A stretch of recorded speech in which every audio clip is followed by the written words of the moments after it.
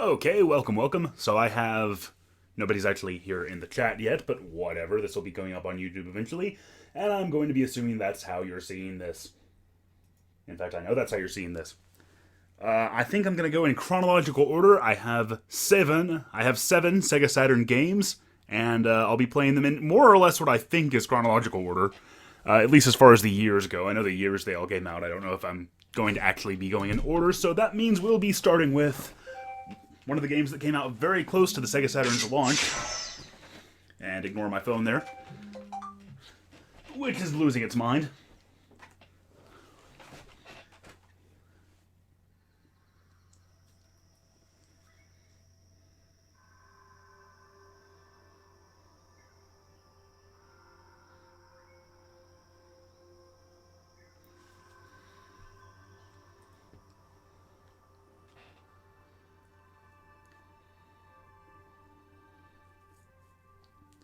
Somewhere in the universe, the goddess Antawas created a world from a single jewel. This game was a really great early example of just how good the Saturn was going to be at doing 2D graphics. I don't really know much about the plot, though. But I did always like to wait here. This is Astal. And as far as I know, this was pretty much it for Astal. He made... The creators of the Sonic the Hedgehog comic book love to put him in cameo appearances. So he's shown up there a lot, but as far as I know, there was no, like, anime, there was nothing else attached to Astal. It was just this one game.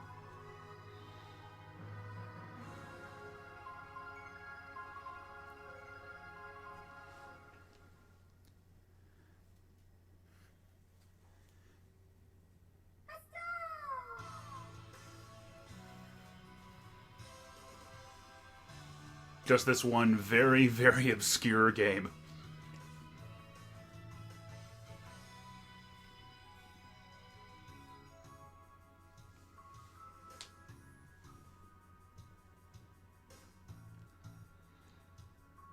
This game is actually also pretty hard to come by these days, I believe. I think it's one of... I don't have any of the super rare Saturn titles, but this one is still pretty rare. I think I got it at Blockbuster circa, like, 1998 for, God, probably about $9.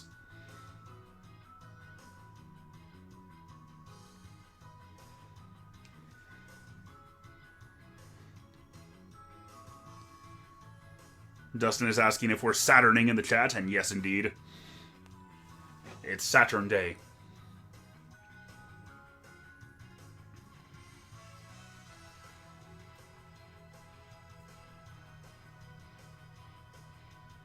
No, I think weekly Saturday night streams might be a fun thing to do. Usually Saturday nights. I can't guarantee it'll always be that, but this is just sort of a test run of that.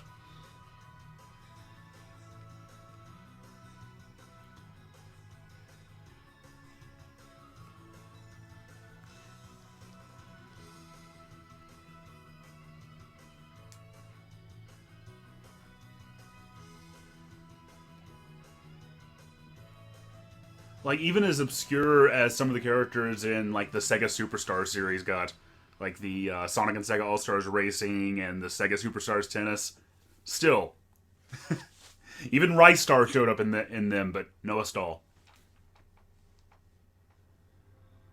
Alright, let's get into the actual game itself here.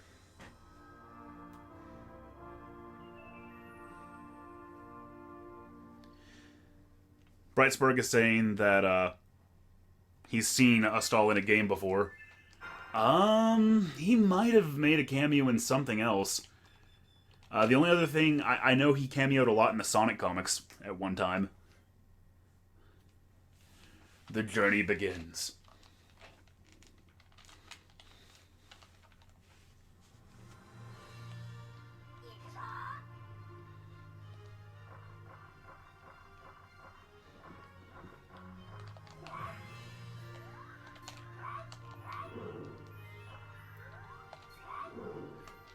So Astal's got that throw move, he's got this mid-air double X handle, he can pound the ground, which, let me show you what that does. That'll turn enemies into their crystal forms. I think you can throw enemies at other enemies. Astal is said to be extremely strong. Now you notice I took a hit there, and if you see at the bottom of the HUD there, that's those 2 apples are my remaining hits. This is one of those cases where the English version of the game, that is the US Western version of the game, was much more difficult than the Japanese version.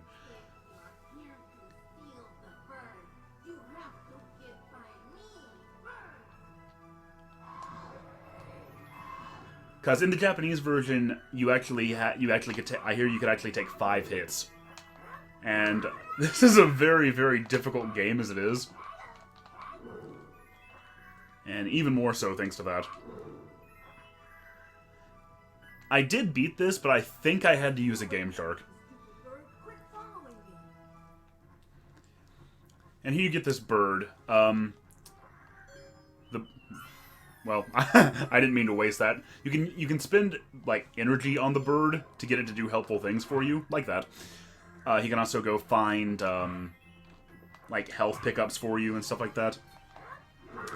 And if you have friends, then you can actually also get the bird to a second player can play as the bird.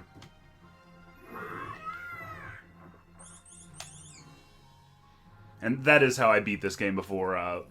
Me and Kalen played it a long, long time ago.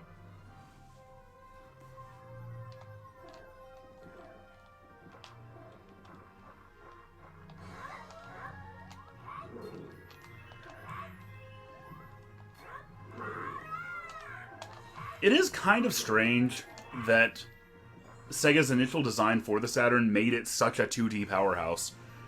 Considering that Sega themselves were one of the big arbiters of like pushing polygonal games. Most notably, of course, Virtua Fighter, and we'll be getting to that soon.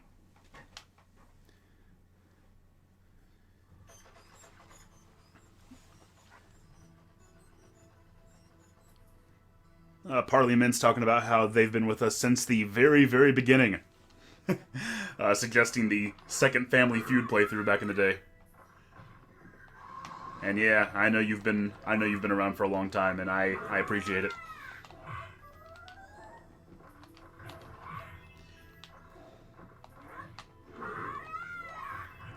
I never quite understood, like, you see the flashing purple element in the middle of my HUD there. That's, I believe that's the bird's energy. And I can use, yeah, the left and right triggers to select what action the bird will take. In this case, I don't really need to get it to do anything.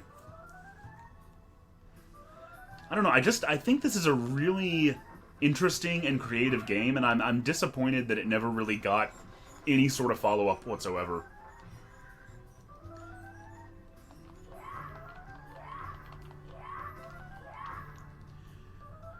Like, most of the other, like, really early Saturn titles, like Clockwork Knight, like, Clockwork Knight was kind of impressive for 1994, but didn't really have that much going for it. But this game, man.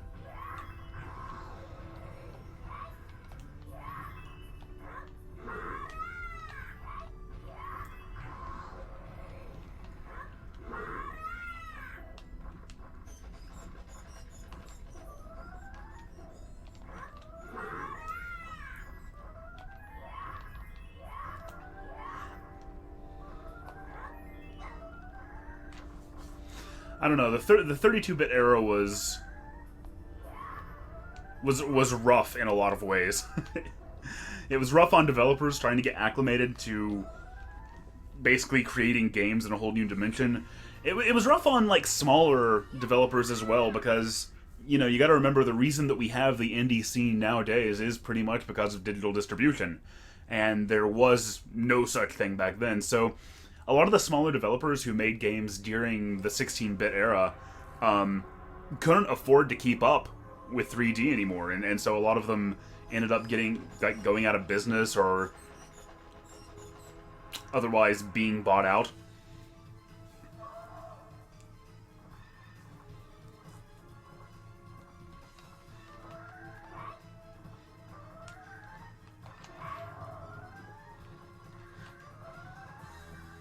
No. In retrospect, I do...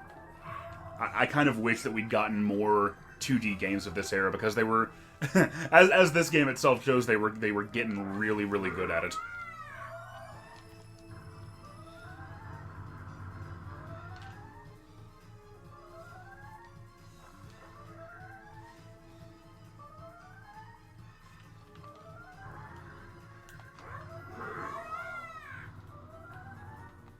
And I apologize for not keeping up with the chat all that well. It's there's not a whole lot of time for a break here. I see somebody's brought up the Remioli commandments, the classic Geek critique video, where we show how, where me and Kaylin showed how to respond to internet criticism.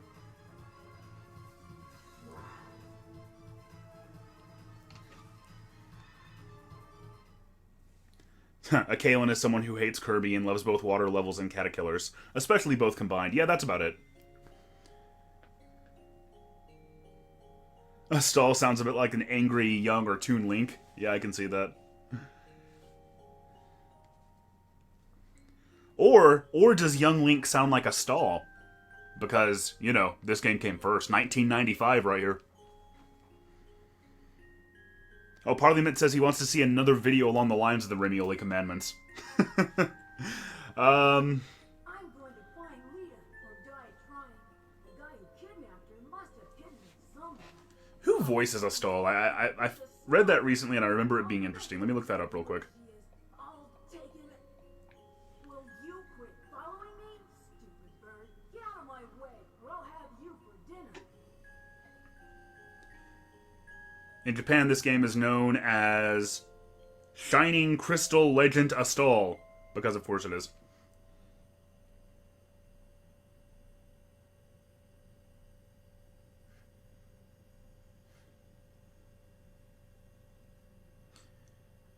Ah, yeah, this is what it was. All the voices in this game are performed by Lonnie Minella, I assume that's it, who would go on to voice Rouge the Bat and Omochao in Sonic Adventure 2 and Sonic Heroes.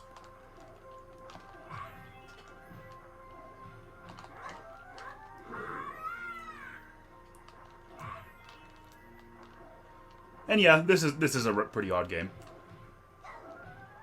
Pretty hard game too, as I was getting into. I don't think I got a whole lot further than this legitimately when I was a kid. And I may still not be. Nope. 3 hits and you're dead. That's wonderful. You also, I can't remember if you have infinite continues or not, but I don't think so.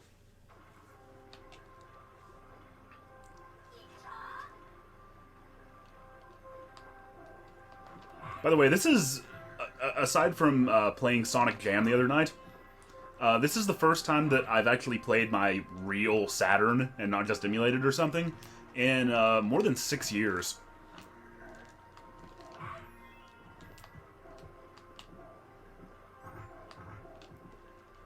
So I thought it would be fun to go through all the games that I managed to pick up during the system's all too short lifespan.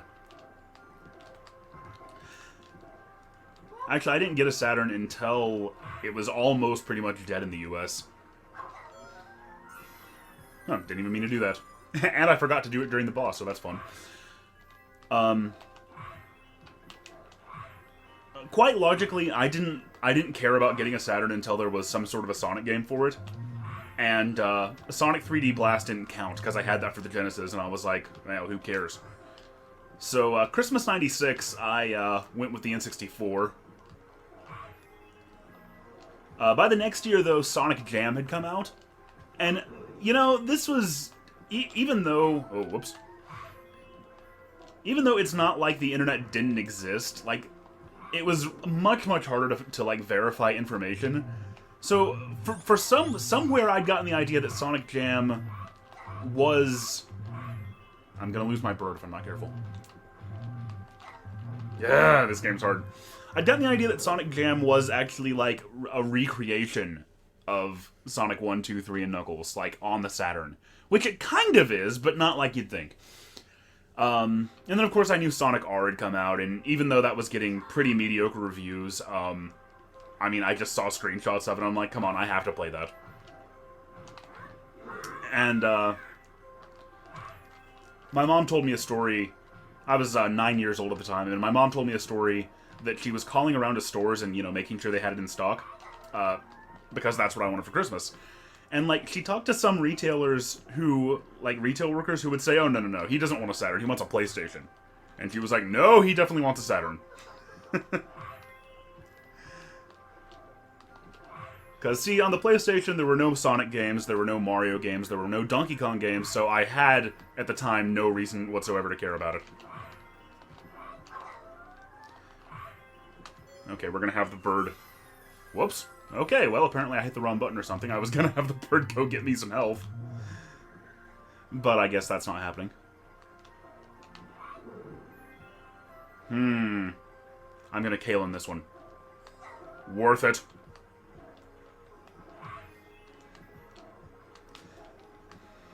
No, Kalen would not have made it this far in this game. Yeah, I do believe this is where I got stuck trying to play it legitimately. And, indeed, maybe where I've always been stuck. Because only having 3 hits is just brutal.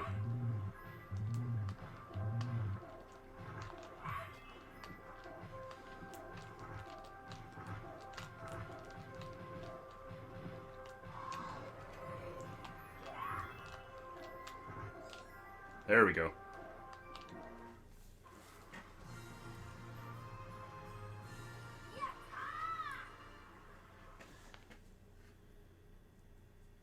Parliament wants to know if I ever did a Sonic Hacking Contest 2015 showcase. Still not yet. Much like the contest itself. No, this is where I got stuck when I was a kid. Oh, I'd forgotten about this level. Much like how the contest itself got delayed many times over, my coverage of it is also very much delayed. The problem is, okay, for those who might not know what we're talking about, the Sonic Hacking Contest is basically the 2013 version was one of the first things I ever did with this channel. And I guess the thing about it is, I don't want to cover it myself. I feel like me watching people who are much worse than I am at Sonic games fail at Sonic games is an integral part of the contest. And so I don't want to do it until I can have either Steven or Kalen or both actually here with me. But that's rather difficult to do these days. Kalen is legitimately one of the busiest people I've ever seen, and of course Steven has a full-time job, so getting a hold of either of them can be a difficult thing.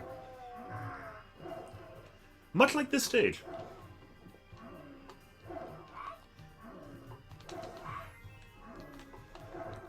I don't know, as difficult as this game is, I don't know, I've just always kind of had a thing for it. I do think it's really creative.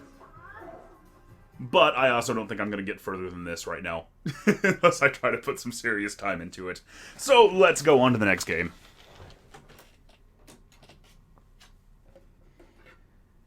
And the next game, also released in 1995.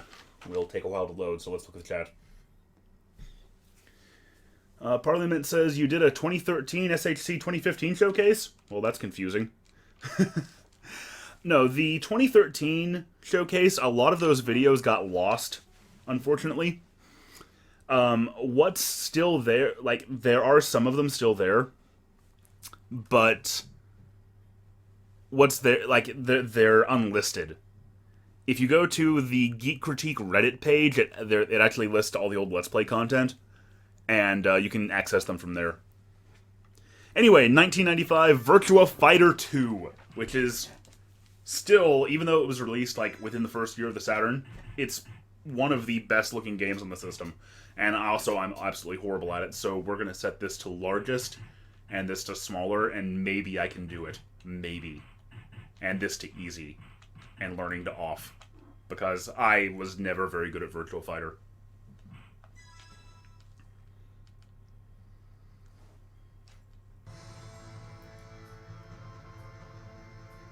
This game was much, not saying it was like unknown here, but it was much more popular in Japan than it was anywhere else in the world.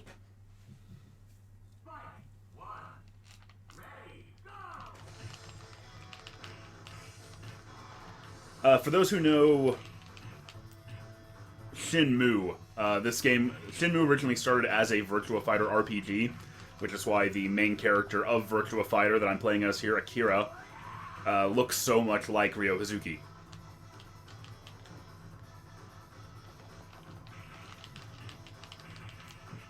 And like I said, I'm terrible at Virtua Fighter.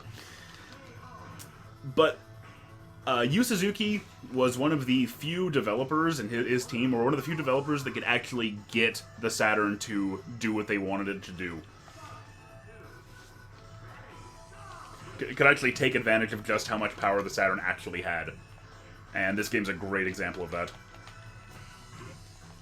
The Saturn was notoriously an absolute beast to program for. And only only the most skilled developers could actually get what they wanted out of it. It was a very powerful system if you could take advantage of it, but it had two separate processors. You know, nowadays we have like multi-core, multi-threaded processors, but the Saturn actually sports two completely separate processors. And it's extremely difficult to keep those processors like running in sync. So a lot of developers would just resort to only using one of them, which, of course, cut the system's power in half, more or less.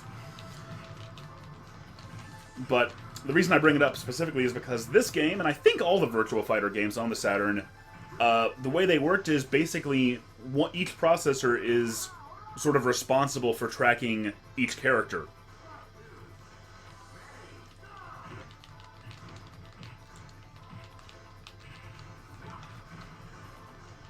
And as I talk about how technically proficient the game is, I am not technically proficient at Virtua Fighter at all.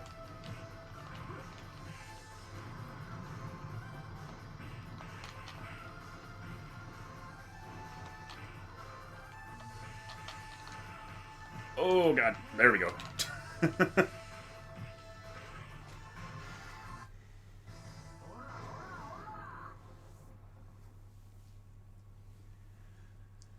The B-Jude says his younger cousin got a Saturn and was super addicted to Sonic R. Well, that's good. Those who don't like Sonic R just don't understand Sonic R. That's their problem.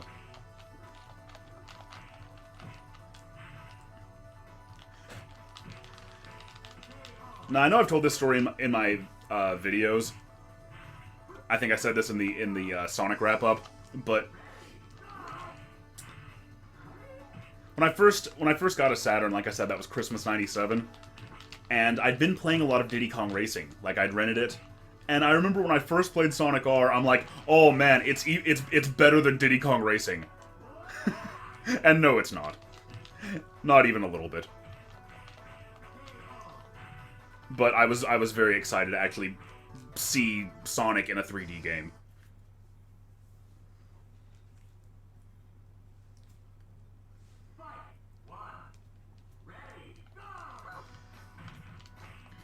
I don't know, the thing I remember about Virtua Fighter, at least in the US, is that like it always got a lot of coverage, but it's like people were more excited about the graphics than they were the actual gameplay.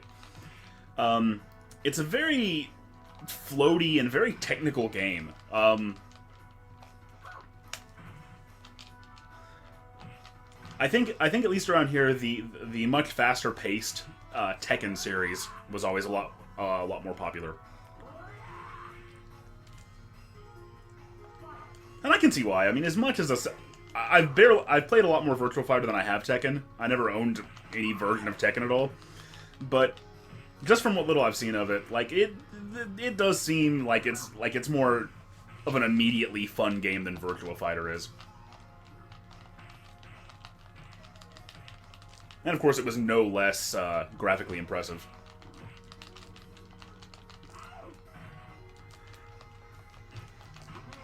Yeah, in Virtua Fighter, I know about two moves. I know that little grab thing that I've been doing. I know that elbow, which is forward, forward B, and I know the double kick that leaves you wide open if it gets blocked or misses. Virtua Fighter didn't really have anything in the way of like fireballs or special moves. It was all very It was all rather legit martial arts based, to a point. And when I say to a point, I'm specifically thinking of characters like Jeffrey.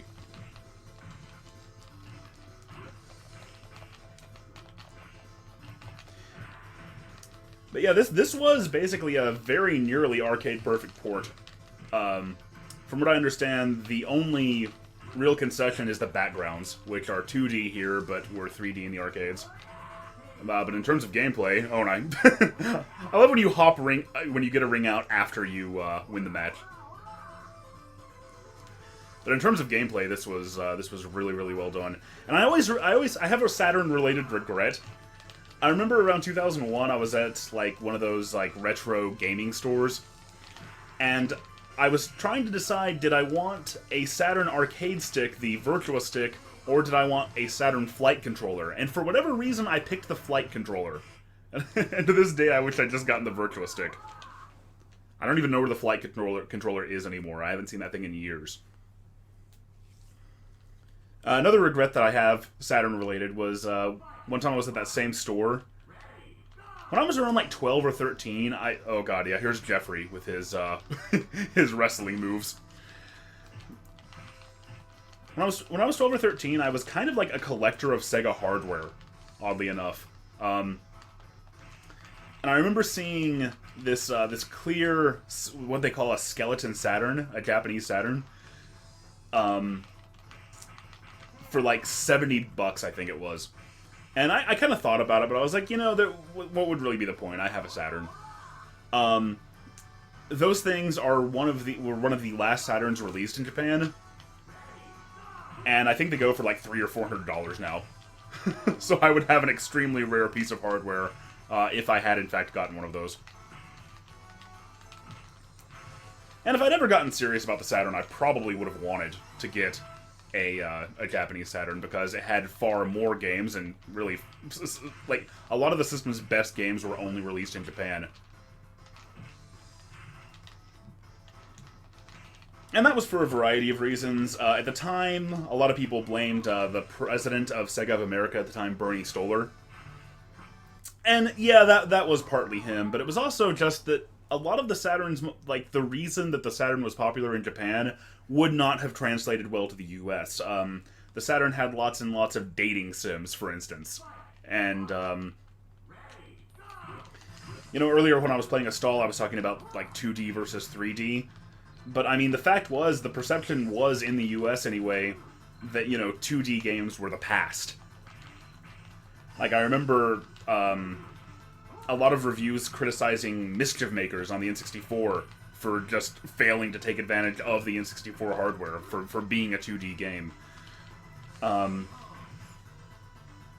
Cage may end my run here. That perception, from what I understand, was never really... Love that move. That perception was never really a problem in Japan. 2D games never went away, basically. And of course, the Saturn being the kind of 2D focused system that it was. And of course, the third and final thing about that was that the Saturn was popular in Japan because it had lots of adult games. that is like porn games, which I guess goes along with the whole dating sim thing. And those also would not have worked well in the US, and a lot of RPGs. But, I mean, RPGs, I think, by the 32-bit years, especially after Final Fantasy VII. But, you know, more 2D RPGs. I remember one of the last games that did come out in the US was a game called Magic Knight Rayearth. Which, again, is ridiculously rare. Like, even at the time, it was impossible to find, and I remember because I looked for it, because I wanted something to justify owning this thing. And it was like, that's the only game I can think of that came out in '98 in the US. I think Burning Rangers came out. And Fighters Mega Mix might have been '98, but I can't remember. In any case, I never got any of those because the stores around here, after Christmas '97, basically just stopped carrying Saturn games. This guy I'm fighting here was the character that Kalen always used to play as, because he thought it looked like a Super Saiyan from Dragon Ball Z.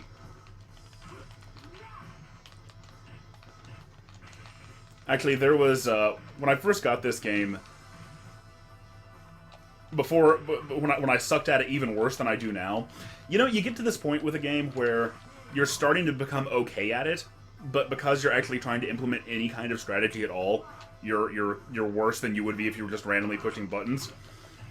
That's kind of the point that I was at the time, and I still have a video of this, of me getting absolutely pissed off at Kalen because all he does, he keeps just B, punch, punch, punch.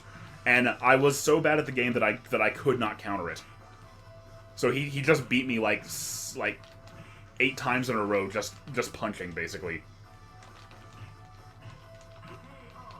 Doing that little punch combo that I was doing right there.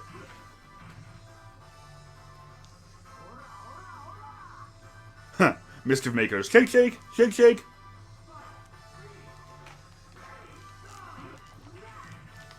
Saw somebody say that maybe if the Sega CD and the 32X had not been released, maybe the Saturn would have done better.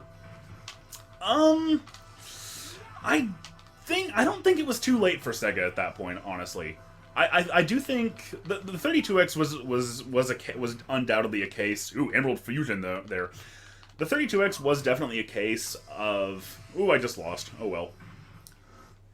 The 32X was a case of Sega of Japan basically not telling Sega of America what they were doing. Because there was no way the 32X ever needed to come out that close to the launch of the Saturn. But that's Sega for you.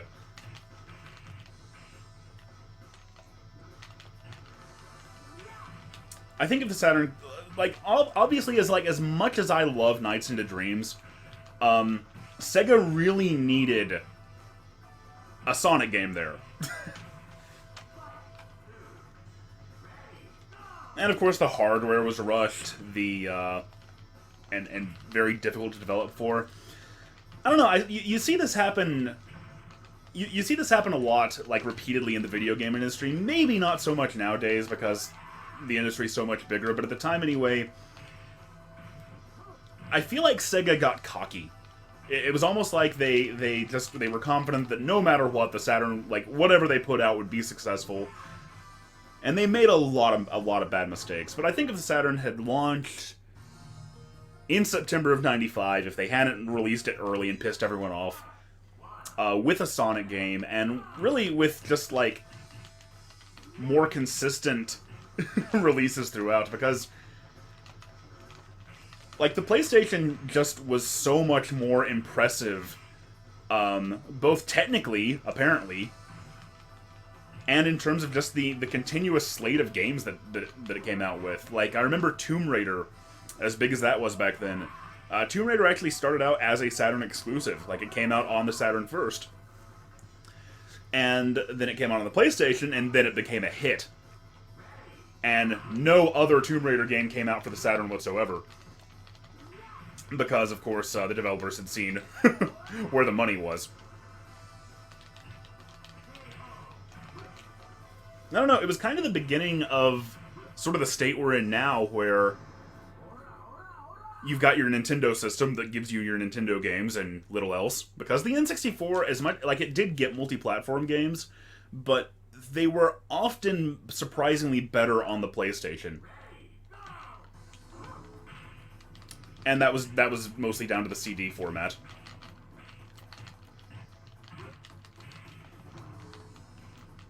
I don't know, I don't think the video game industry back then was large enough to support 3 major consoles. And Sony just made so many good decisions with the PlayStation, with the hardware of the PlayStation, with the marketing of the PlayStation, with the the sort of wooing of developers. And then, of course, Nintendo was Nintendo, and Nintendo was going to... Nintendo was going to be fine almost no matter what happened. But it was really surprising back then, because, you know, I always thought of the video game industry as Sega and Nintendo, and then, you know, I heard the PlayStation was coming out, and, you know, I looked at it the same way that I did, like, the 3DO, and whatever the hell Panasonic's... No, was Panasonic the 3DO? Anyway, like the CDI, the TurboGrafx 16. like the Apple Pippin. There were a lot of non-game companies trying to break into the industry at the time, and I saw the PlayStation as just another one of those. And so when it came out, and suddenly everybody's like, people are actually taking it seriously, and I'm reading in magazines that it's actually like a legit game system, I was like, what? How did that happen? That's so weird.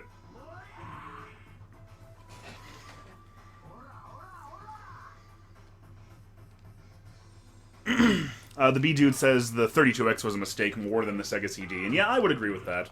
The Sega CD was actually... Not that it was massively successful, but it ooh, how did I even do that? I reversed a vertical suplex and I have no idea how. Yeah, the Sega CD was fairly successful. The 32X was dead after about 2 months, though.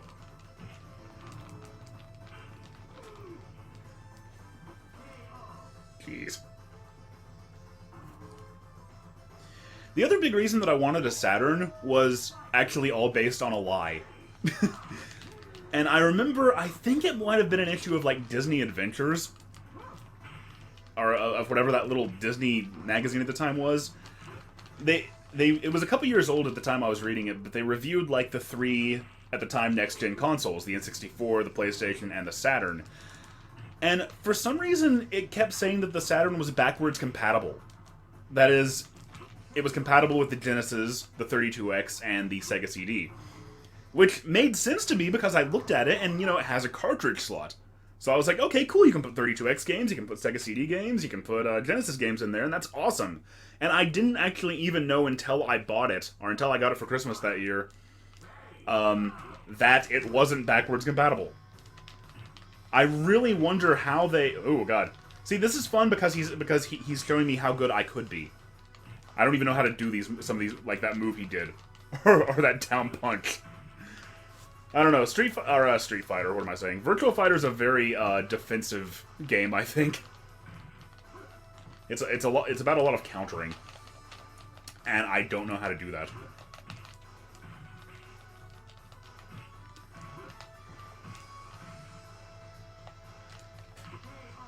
I did always like Akira's theme song, though.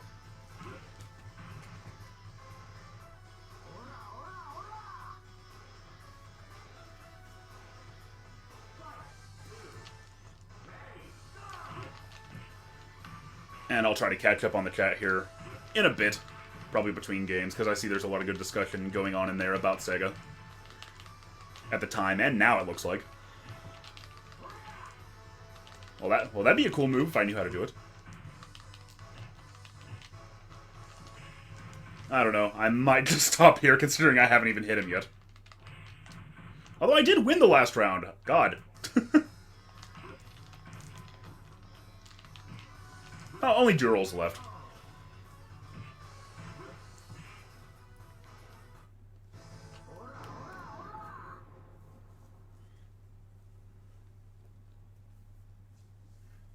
Dural is left. Dural is next, right? Yeah, gotta be.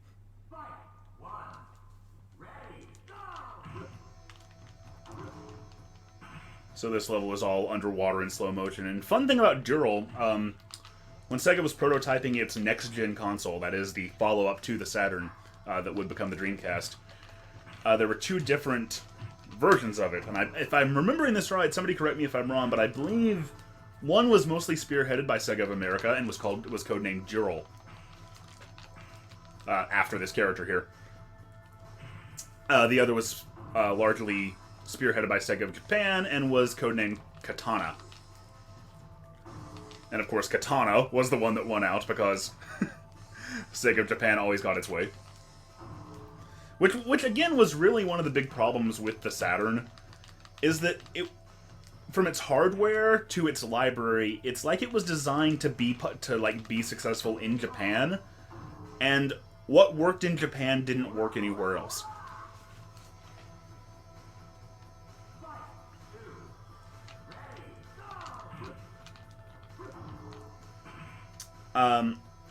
I read a couple of weeks ago, I read the first, the Amazon sample of a book called Console Wars, which seems just absolutely fantastic so far, and I'm looking forward to reading the rest of it. It's sort of an account of Sega in the early to mid 90s, largely told from the perspective of the president of Sega of America at the time, Tom Kalinske. And he was the one who was responsible for, like, packing in Sonic with the Genesis. Maybe I should pay attention and Sojiro doesn't kick my ass. Oh, he's gonna jump. No, he's just gonna kick me. Anyway, Tom Kalinske resigned from Sega in 1996. Largely distraught over just how badly he thought the company was fucking up with the Saturn. And then, of course, that's when Bernie Stolar came in. Bernie Stolar came in and said, no 2D games! No RPGs! That really is a mistake, because even though it wouldn't have been, like, massively successful, the Saturn could have at least had, like, a niche for itself in the US.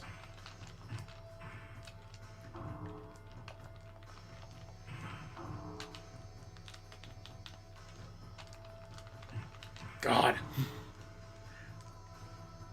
It's gonna be close. Yeah. That elbow always works. Unless they block. Alright, let's see what's been going on in the chat. Toy Story 2 is better on 64. Really, I never played that game on 64. I played the demo on the PlayStation. Bright Spark says that he thought the Saturn Tomb Raider was a PlayStation port.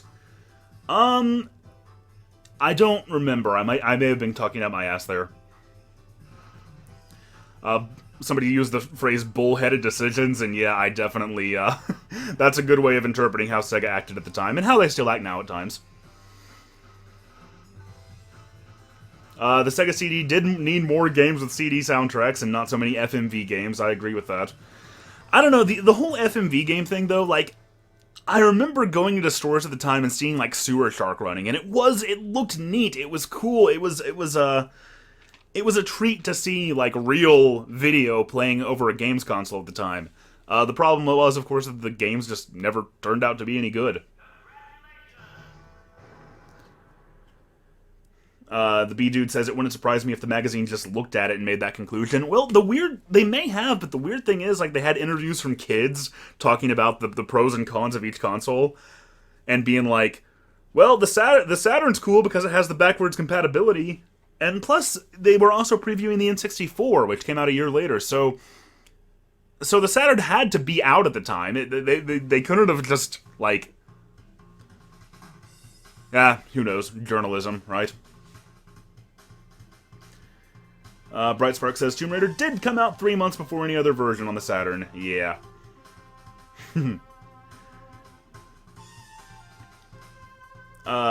Their Nova says, one of the biggest reasons they never got a Saturn was because of no proper Sonic game. Yeah, that was me too.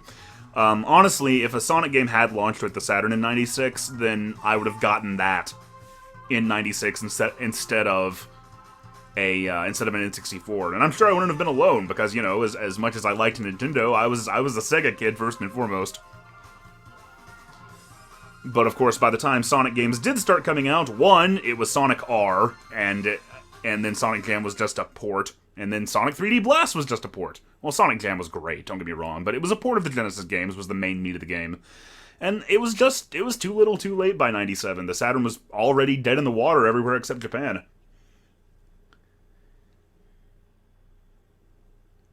Let's see.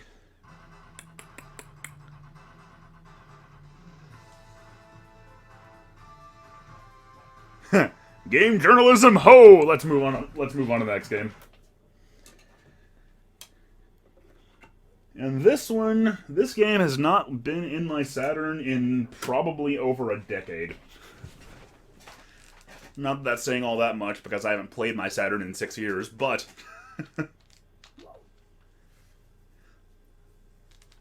I don't think we'll be sticking with this one very long. I don't think we'll need to.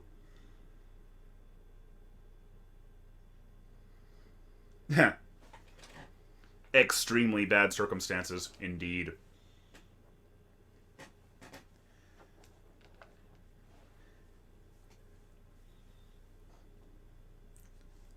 Probe Entertainment. Look at that lens flare. That's beautiful. That just brings the whole logo together, I think.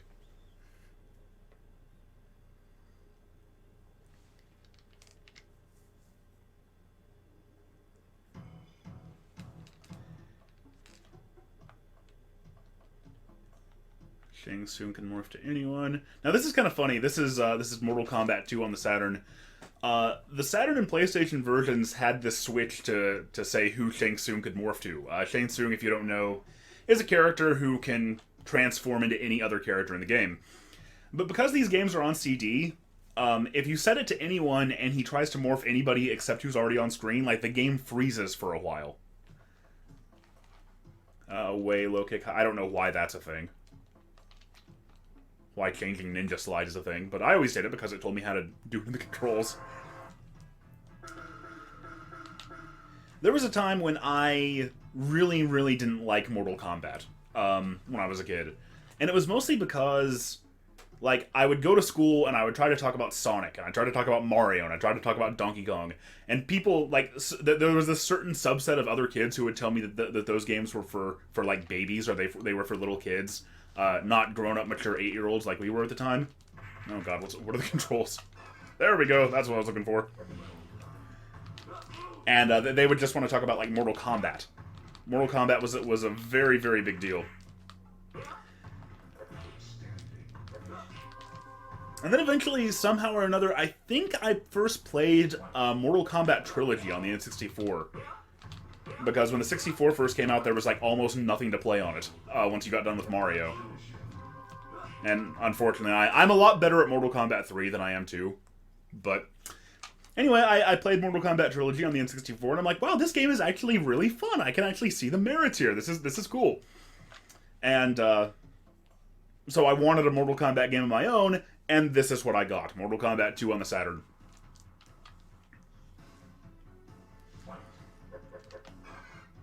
And as you can see from the not Melina freezing, but the game itself freezing whenever I launched that attack, this was not the best version of Mortal Kombat you could get. 2D fighters running off of CDs were generally a little bit difficult.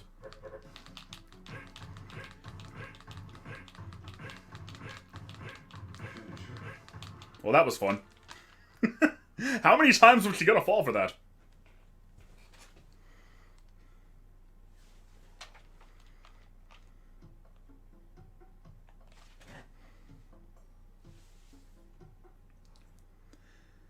Zion Farm says, "Do you own Knights or Virtual On?" I don't own Virtual On. I always wanted to, man. I remember I wanted those twin sticks. That game sounded like so much fun.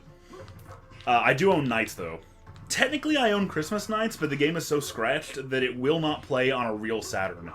I can put it in my PC, and I can play it on an emulator that way, but Christmas Knights does not work on my actual Saturn.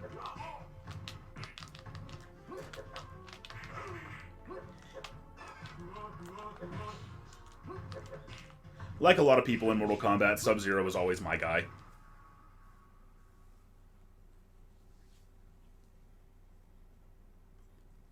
Except for Ultimate Mortal Kombat 3, where I found this really this really spammy combo with Smoke that took off like 60% of their health.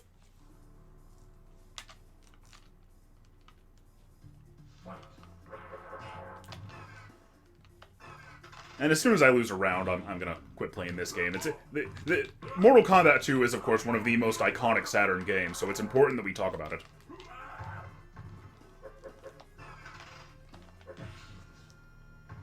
That's what you do, though. You don't need to know any combos. You don't need to know anything more than down forward A and then jump at them and uppercut them. And you could really, really, really piss off all of your friends that way, and they would not want to play this game with you.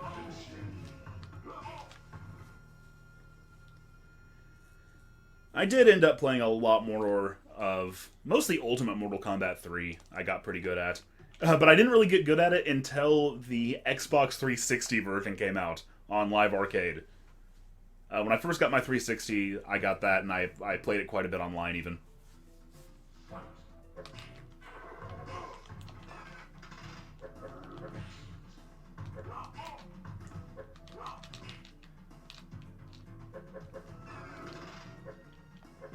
But I don't know. I've always pretty kind of enjoyed Mortal Kombat. even through what a lot of people said was some of the worst games in the series, like Deadly Alliance. I really liked Deadly Alliance back in the day. I don't know how it would hold up now. I haven't played it in a long time, but like,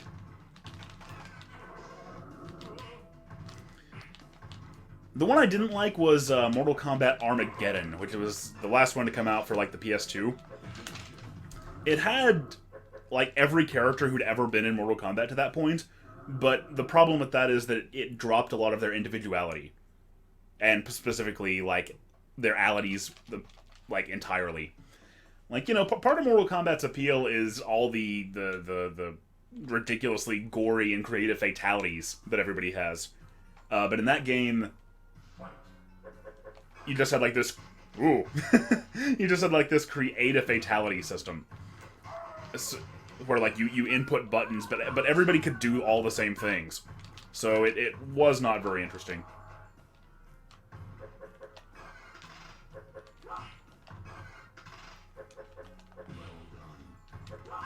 I'm surprised I'm still doing so well. Oh, okay, I'm actually come to think of it, I'm gonna get up to Kentaro and then I won't be doing so well anymore. That'll probably be the end of this game.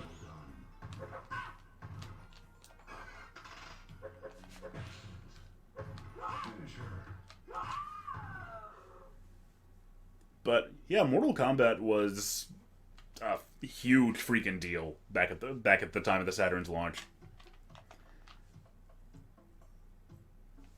I mean, it says a lot, considering how big 3D was at the time, that, like, Mortal Kombat 2, which at that point was, like, more than a year old, still got a Saturn release. And still got a 32X release, actually. Mortal Kombat 2 is one of the, like, 33 32X games that ever came out at all. I always wondered who those guys in the background were.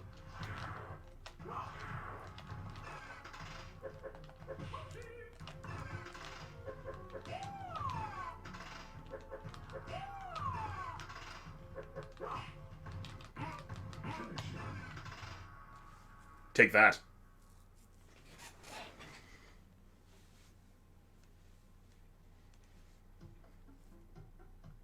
Sega Smash Brothers.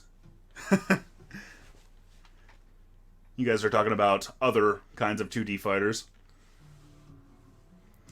The problem with that would be that if Segata Sanshiro was in it, like, how would they possibly balance him? He would be completely unbeatable. Unless he was like the final boss character, that might be kind of cool. And like he was supposed to be ridiculously overpowered.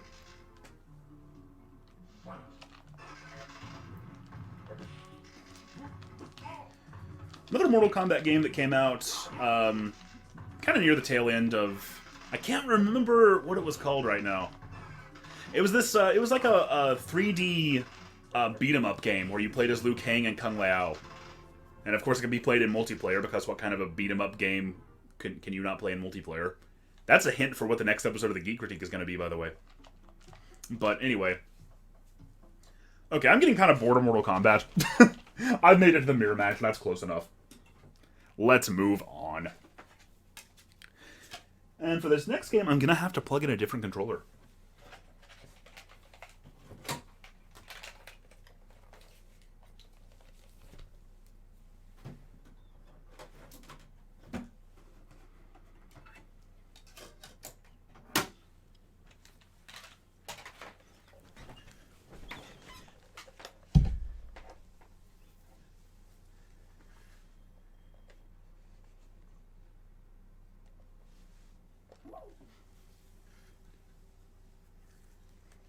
Dustin VG Master says, well done, Turner. And I think the Comic Zone reference went completely over everyone else's head.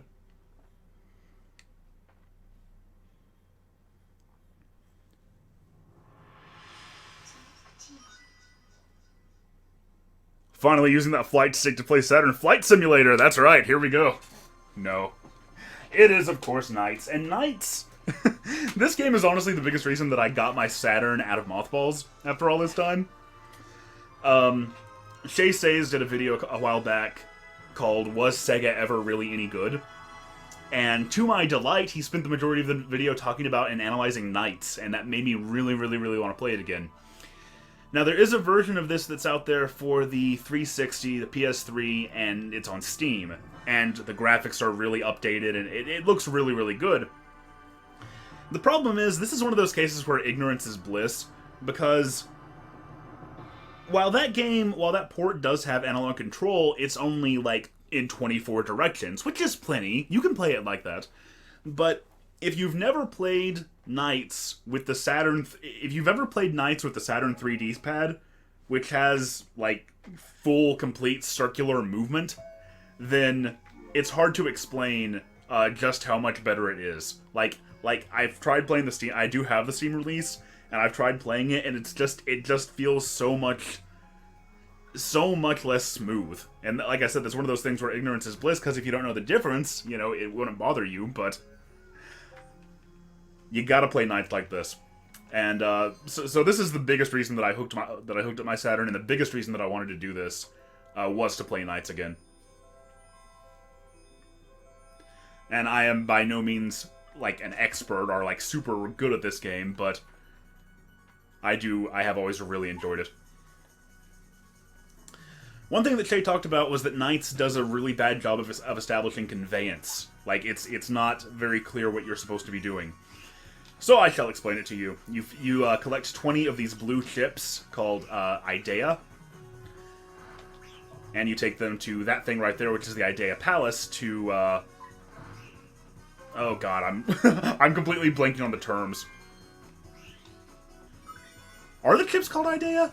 No, the ball things that you're trying to rescue are called Idea. That makes more sense. In any case, you collect it, and then you take it to this palace in the center of the level. The thing is, like, you see that timer ticking down at the top there. In most games, that timer would, like, the faster that you completed it, the better you would do. In this game, you get bonus time. Like, once you clear the palace, then what you're supposed to do is not go in there. You're supposed to just keep flying around the level and trying to rack up as big a score as possible.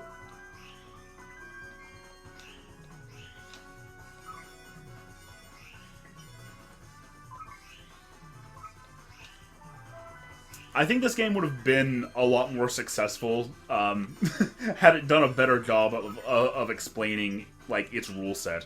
Because, I mean, I remember seeing this, like, at a demo kiosk at, like, Walmart or something back in the day. And, you know, picking it up, and it was fun to fly around and everything, but I had no idea what I was supposed to be doing or how to do it. And then, of course, there's also the fact that the main gameplay all takes place on this 2D plane, which, you know, compared to Mario 64, just wasn't interesting, people. Anyway, I'm not going to be going for high scores here for the most part. I'm just going to go for level completion.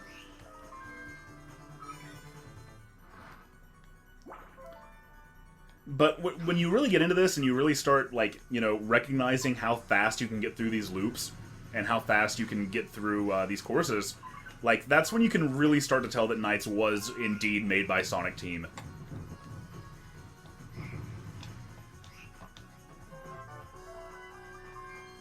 Because it does have sort of a pace reminiscent of that.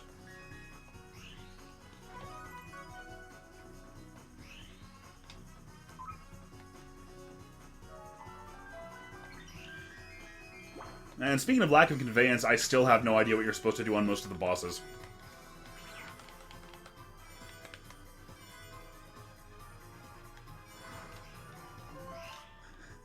With the bosses, I basically just sort of... With most of the bosses, I just fly around until the boss dies, and I don't really know what I've done.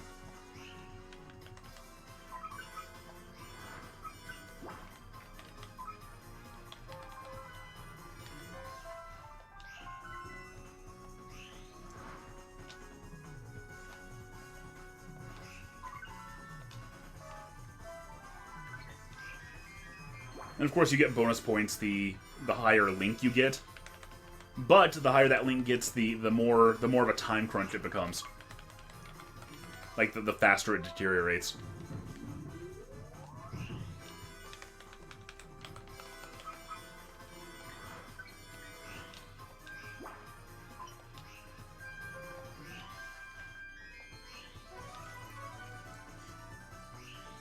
Sonic Team had some really high ambitions with this game, most of which can actually be seen in Christmas Nights.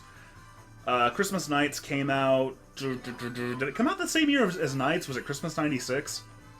I know I didn't get my copy until, like, Christmas 97, but I'm not quite sure. In any case, in Christmas Nights, the game will change depending on what time of year it is, basically, with most of them centered around the holidays.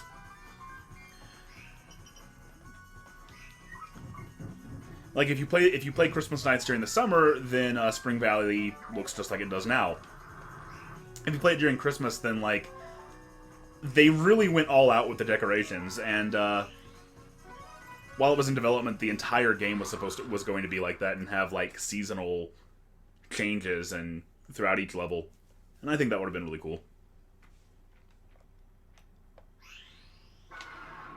So this boss, who I believe is called Gilwing,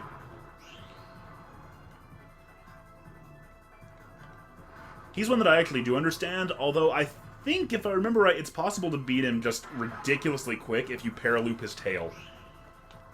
But I've never learned to pull that off.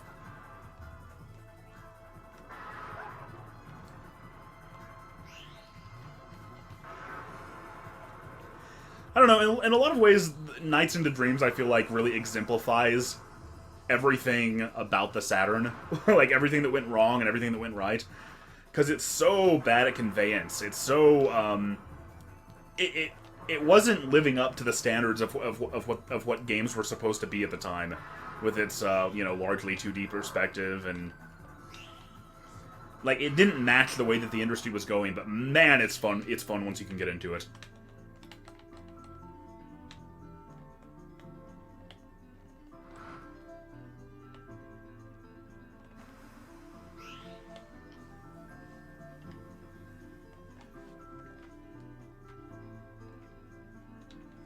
What's going on in the chat here?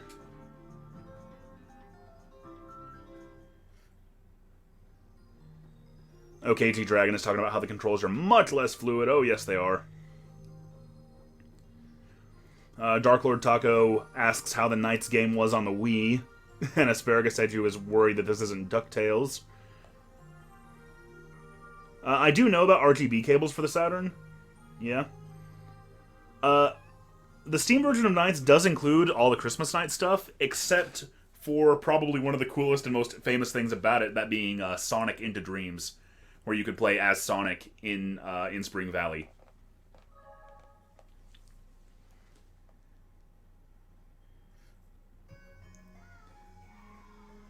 As for Journey Into Dreams, I rented it. Did I ever own it? I don't think I ever owned it. I don't know, like, the gameplay was very, very, like, the core Knights gameplay was very well done. But most of the other stuff about it I didn't really care for so much. It has a story, like, a much more involved story mode, I remember, with, like, voice acting and some kind of a talking owl and stuff. And, I don't know, I just... And you had, like, on-foot missions. You saw at the beginning of the level there, like, you do start out in a 3D perspective, playing as Elliot or Claris. But... it's actually possible to, like, go around the level in a 3D perspective and just try to collect chips that way. But it is, of course, much less efficient and not nearly as fun. Knight's Journey of Dreams on the Wii, like, had missions and stages that were entirely based on, you know, being on foot. And, of course, they were much more refined than it was here, because, you know, 3D in 2007 was a hell of a lot more established. But having just been that much of a Knights game on foot, I guess it's kind of comparable to like Star Fox Assault on the GameCube, which is admittedly a game that I think I liked better than most people. But it's like, maybe Star Fox Adventures is a better example, although I also like that one quite a bit more than most people did.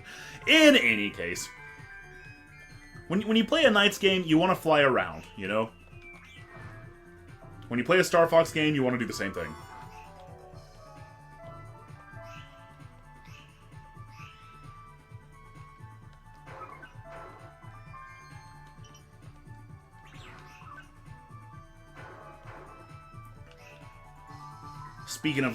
speaking yet again of lack of conveyance, another thing this game makes use of is an A-life system.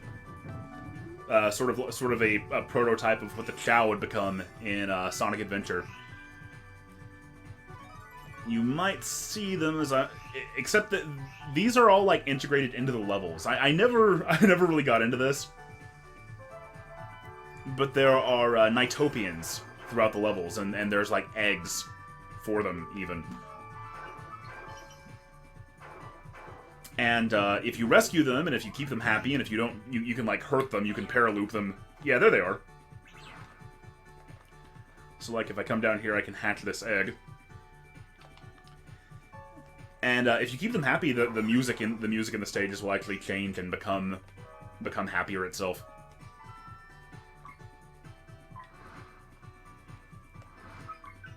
And it takes up just a ton of your Saturn's internal memory to keep track of all the Nighttopians. So it's probably quite a bit more complicated than how I'm explaining it. Just because like I said, I never really came to understand it very well.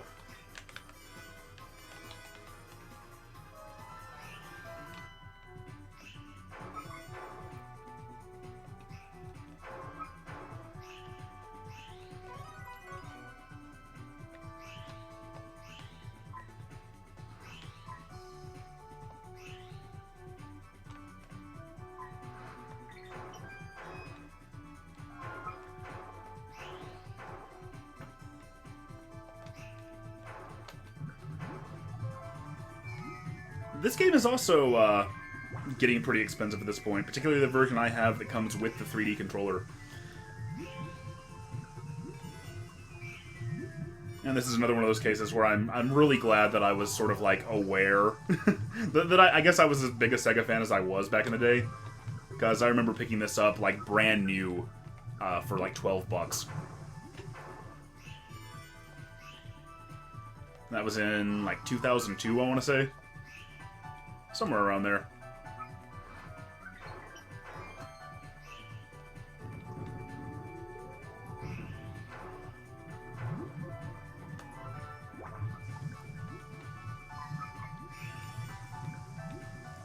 I'd played Nights before because like a demo of it had come with my Saturn.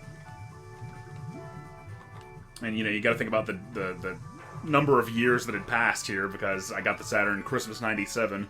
I got this game in 2002. I think this is actually the newest... No, I got Fighting Vipers later than I got this. But I'm not going to be playing Fighting Vipers because I don't know where the disc is.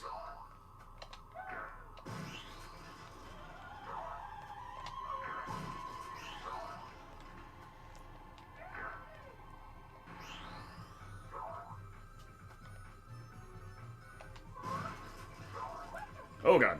There was also a very, very short-lived Archie Comics version of Nights.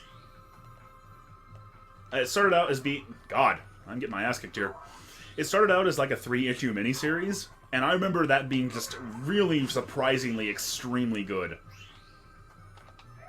Really enjoyed the miniseries, and then it was popular enough to actually, like, it was going to become its own series.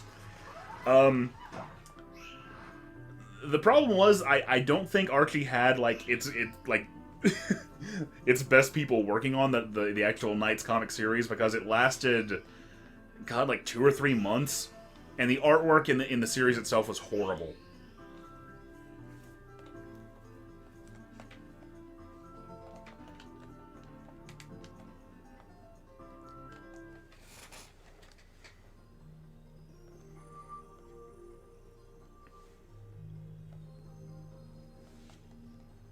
Let's see what we got going on here. Well, if you want a great Sonic Boom game, Bright Spark, then this 3DS one that they've actually delayed to try to make better, it might actually turn out to be pretty good.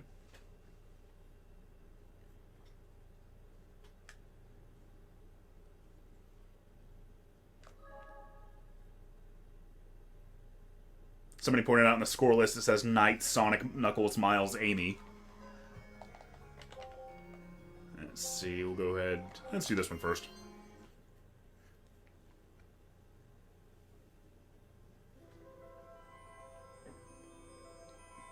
Widespread Gamer says the previous boss was better when he was Eggman. And that's referencing Sonic into Dreams. And for those of you who've never seen this before, I'll pause the game. No. I'll just show you the 3D gameplay. You've got this little triple jump.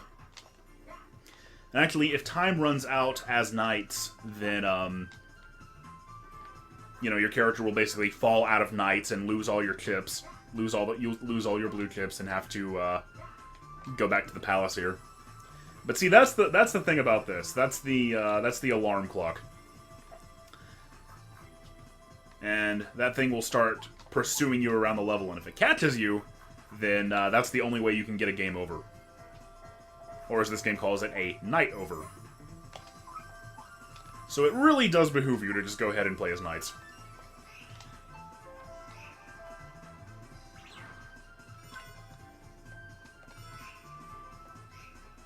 Especially since, I mean, the 3D gameplay is clearly very clunky.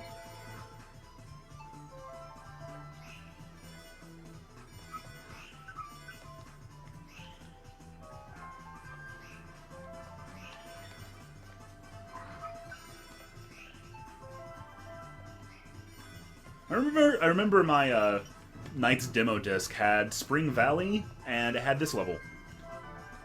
Which is kind of surprising that it had 2 levels now that I'm thinking about it, because Knights is a game with only 7 levels in it.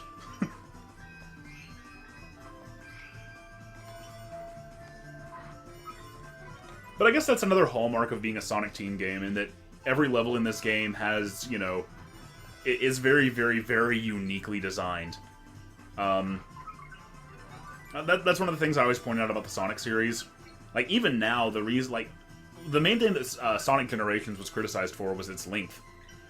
But the reason that Sonic games struggle with that is because they're adhering to the Sonic formula, which is like this, to have, you know, stages with lots of replayability that you can get really good at, but the levels all have their own aesthetics and they all have their own music. You know, the Mario series and the Donkey Kong series and, you know, most other games in that style always reuse assets. And that's fine. I'm not saying that's a bad thing. I'm just saying it's never something that that Sonic did a whole lot of. And the uniqueness of its levels is something that makes it difficult to sort of justify a full retail price today. Because creating all those assets takes so much time, and I believe that's the reason that Lost World ended up the way it did and slowed things down so much.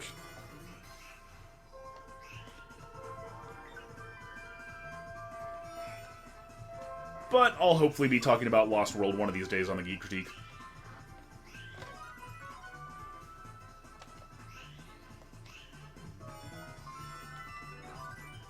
It's funny, I have plans for videos that I may not ever even get to do.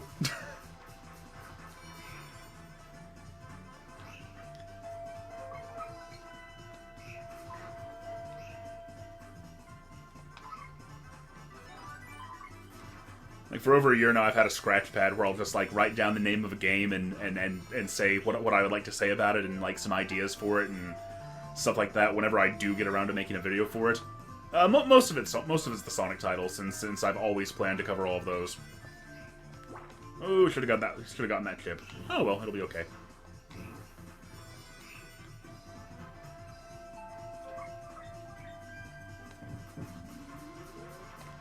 I got plenty of time here.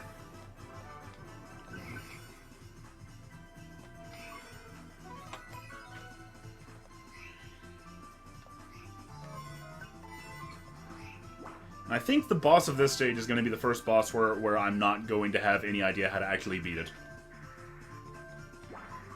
I can't remember exactly what the boss of this stage is, but we will see.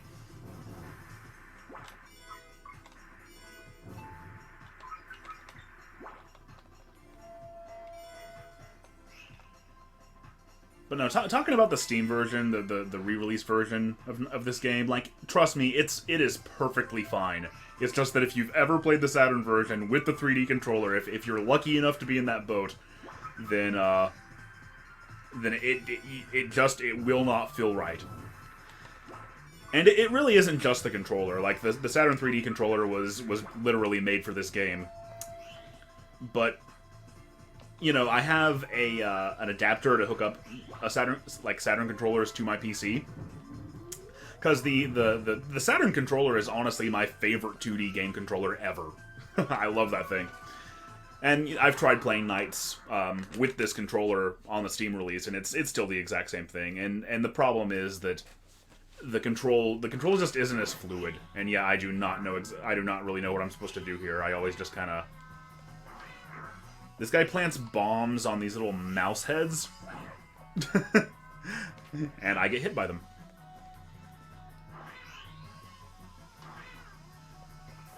I always just try to do that. And that seems to work after a while.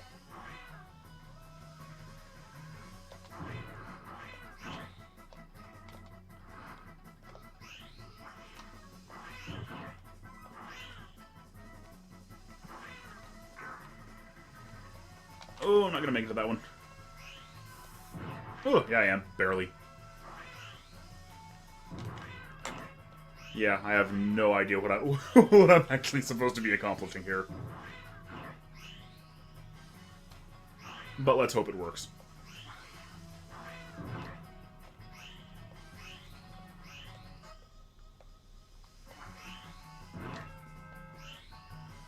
He's about to run out of those things.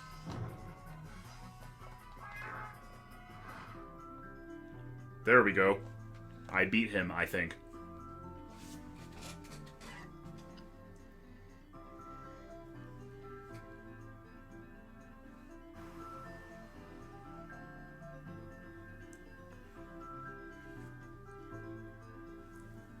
Somebody asks, if TGC ends, are you still going to make live streams?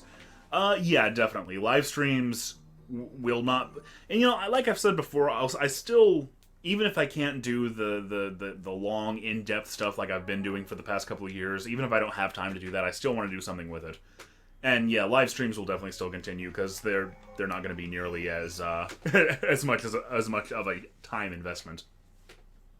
And I really enjoy doing them. Somebody asks, how is Saturn emulation on PC? It's... SSF is the emulator that I use, and it's very, very good. It has a high degree of accuracy, and it plays everything about right, at least as long as you have the hardware for it.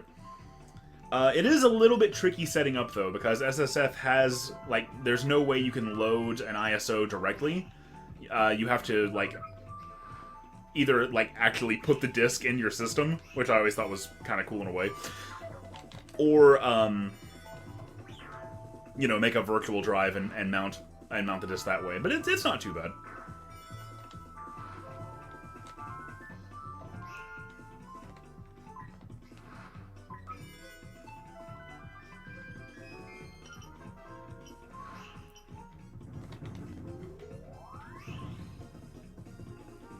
Anytime I've ever used Saturn footage on TGC before, it's been through the SSF emulator. And that would be in the old Christmas Cavalcade from back in the Let's Play days. We had Sonic Jam and Christmas Nights in there. And you're gonna start seeing my my ranks really go down here as I as I fail to take advantage of bonus time.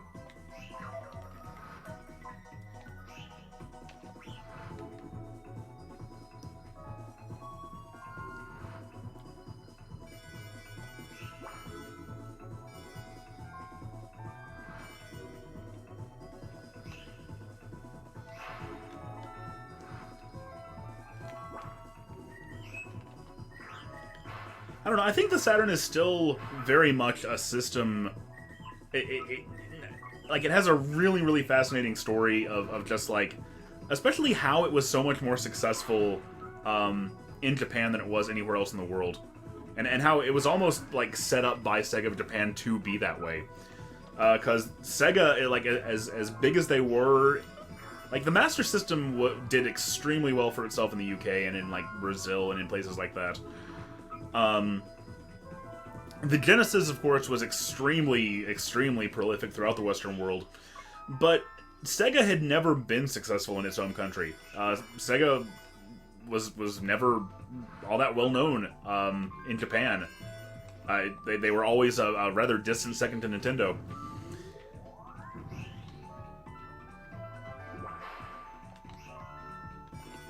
Until the Saturn, of course. And even in Japan, the Saturn was pretty much always behind the PlayStation. But it was a much closer race, and it was the N64 that really fell far behind over there. But I'd say the Saturn's also worth owning and worth looking into, just because it has, especially the Japanese library, is so full of games that, like, never really got a re-release, and never really, very unique titles at that, too. A lot like the Dreamcast, actually.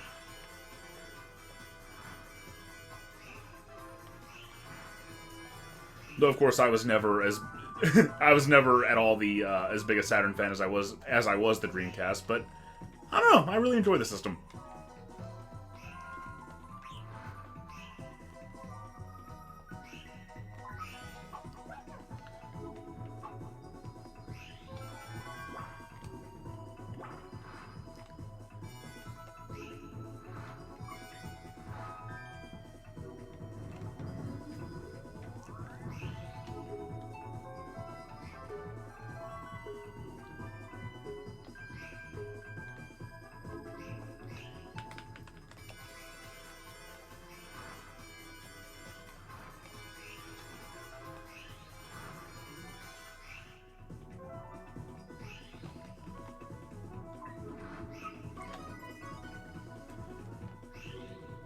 And I apologize for largely ignoring the chat, but this game's even harder to look away from than than what I've been playing so far.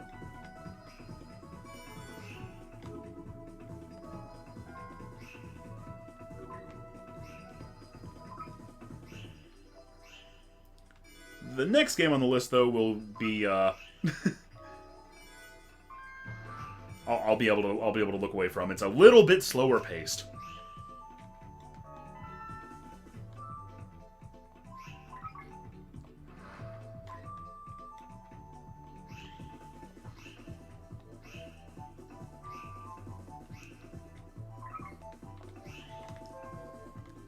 Better get that.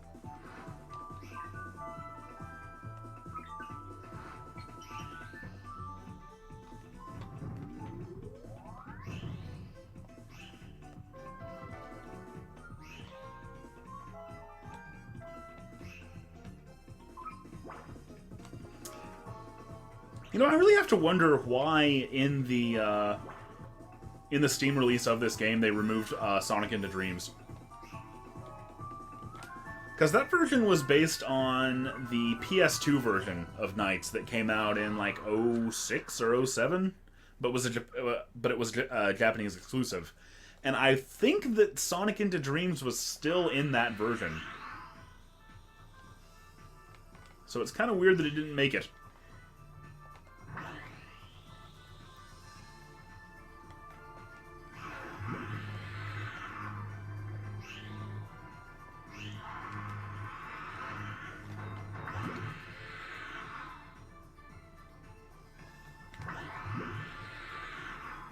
Sonic into Dreams is interesting, and because it was Sonic's first appearance in as a playable character in 3D. Again, I have no practical idea what I did there. I just always kind of try to hit these fish and line up and try to go through the boss.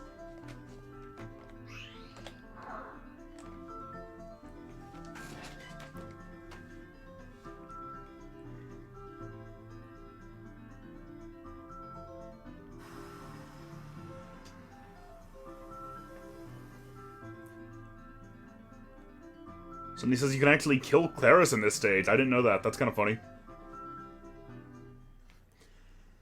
Somebody says, was there a particular game that helped Saturn in Japan? No, there was really no game in particular that I can think of. I mean, like I said, Virtua Fighter right out of the gate was a much bigger deal in Japan than it ever was in the US. So that alone gave the Saturn a big boost. But it was mostly just that, like we talked about earlier, the Saturn was so good for 2D games. 2D fighter. Capcom was really good to the Saturn.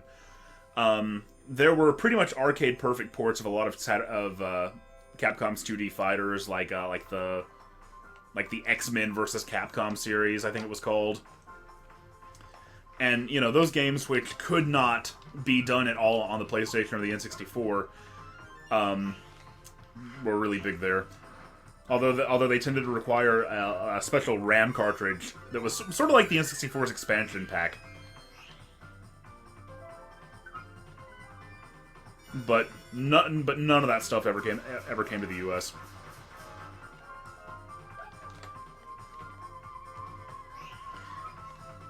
And then, of course, the Saturn also had lots of RPGs, adult games, dating sims, stuff like that. Stuff that would have been popular with the Japanese market, but either wouldn't have or couldn't have been sold over here.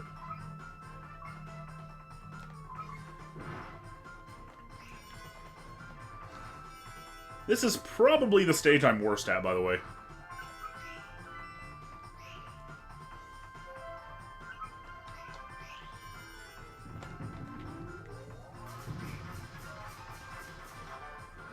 Saw some people talking about Sonic Runners in the chat a little while ago. And yeah, it did indeed have an update, which, some people are saying it's crappy. I really don't mind it so much, and I'm someone who's played way more runners than I really wish I had. But this kind of helps that, because runners, basically the big controversial thing that this update does is that after you've been playing till like the highest stage of speed for a while, then it starts giving you obstacles that you cannot pass over, that you cannot get through. You're going to die. And while I don't think that's very good design, like if you're gonna force the player to end the level, then just like put a signpost down or something, I don't mind it so much because I'd gotten good enough at the game that I didn't want to play it. And the reason I didn't want to play it is because I knew that if I started playing it and I did well, and I did well on a run, like I'd probably be playing it for like half an hour because it would just take me that long to die. I think that was the main reason that they did adjust things, just to try to put like a limit on how long a game could take. And there's also a new time mode where like you have to pick up clocks in order to keep playing. Oh god, I'm kind of stuck there. But I didn't really much see the appeal of that. I don't know, they keep adding characters. I wish they would add some new stages. And some new stage types.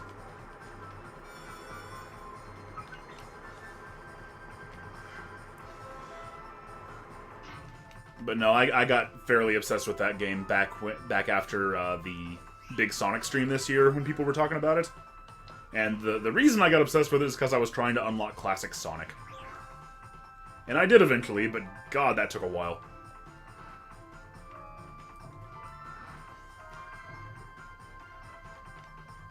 Although apparently another thing the update does now is that all of the characters they've released so far are on the roulette wheel again. So that's kind of nice anyway.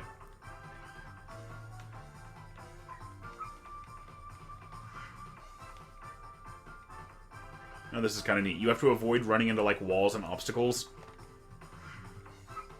Like I just did a little bit right there. To hold on to all the pieces that you're getting here. And I hit that and I lost a bunch of it right before the end. And then you get a score bonus based on how much you've held on to.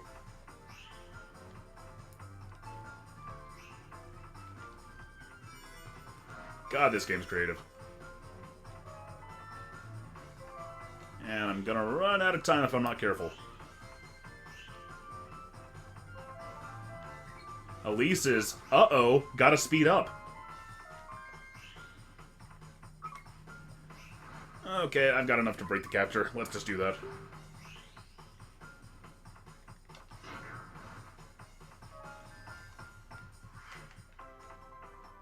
Not gonna particularly worry.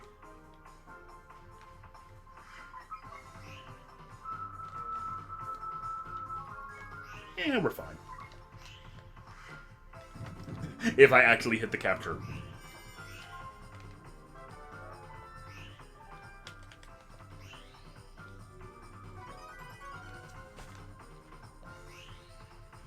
And this is the stage this is the mare, as they're called, that always gives me trouble.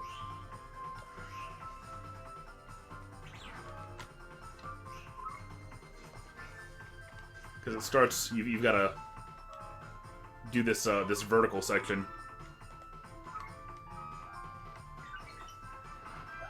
Oh god.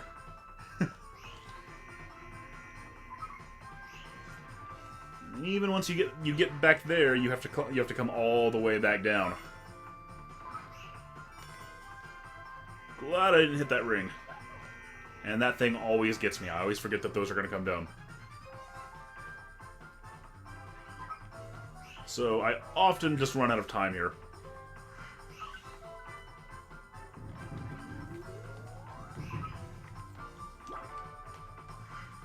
Come on. Collision. There we go.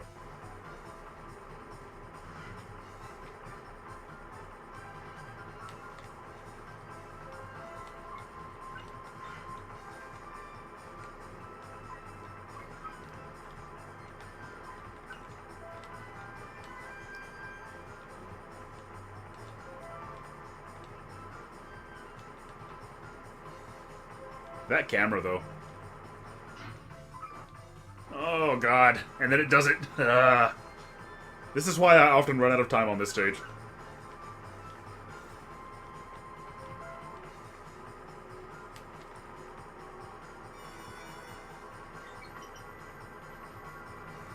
Yep.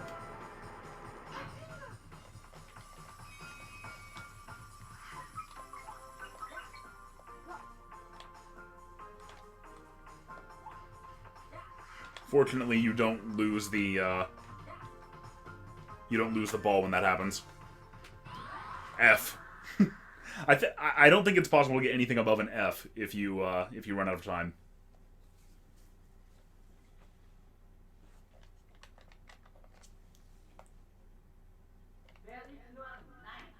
I never noticed you can move during that cutscene.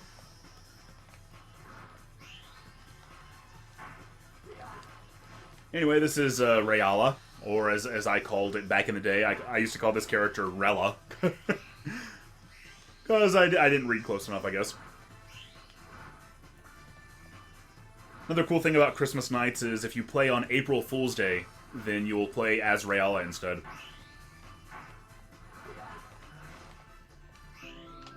Easy enough. Rayala's a boss fight I do understand.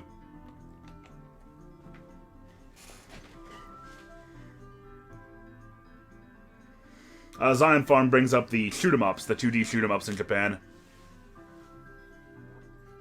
And yeah, that's a good point too.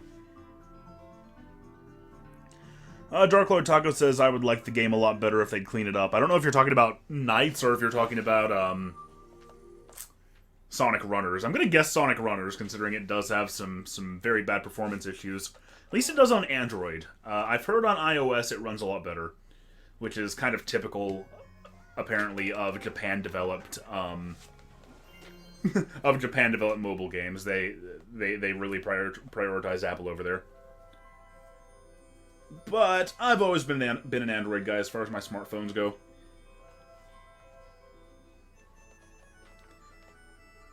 Soft Museum. This stage is pure old school Sonic Team. It's soft because it's bouncy. It's pliable.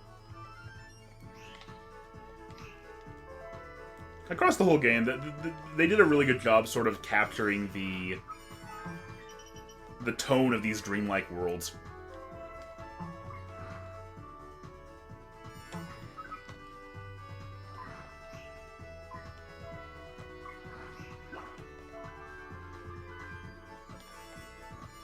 Like, as much as it would have been, as much as of a good idea of it would have been from, like, a marketing perspective and a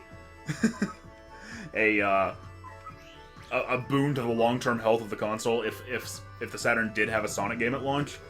I've always gotten the feeling that Sonic Team just really enjoyed making this game after spending so many years in a row doing nothing but Sonic. Like, I kind of get the feeling that this was something that Naka and Ochima wanted to do.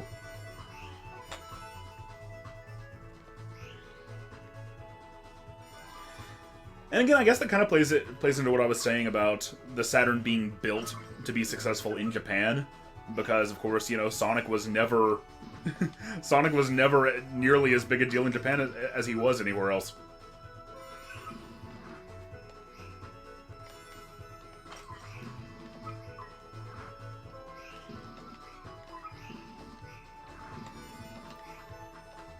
So if you're just looking to conquer the Japanese market, then why can't I get that thing? Oh well, I've got enough. If you're just looking to conquer the Japanese market, then, you know, launching with a Sonic game, or indeed prioritizing any sort of a real Sonic game at all, wouldn't be that big of a deal.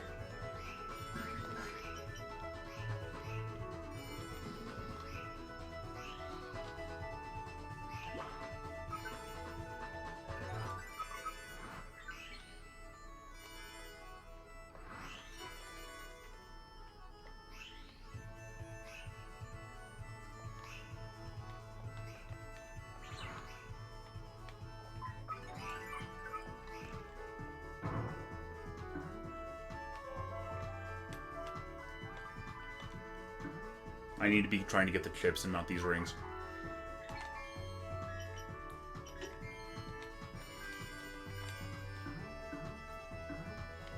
I did see somebody a while ago say that Knight's lack of conveyance was sort of part of its charm. I don't know. I don't really see. I think this was basically like Knights came out, and it, like at basically the last possible time that it was sort of acceptable to have a game that lacked so much conveyance, that you had to read the instruction manual to understand to this degree.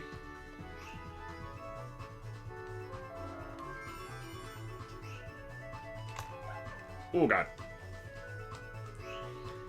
Even then, though, even if you did read the instruction manual, like, and I did, I was, when I was a kid, I was a stickler for reading the instruction booklets.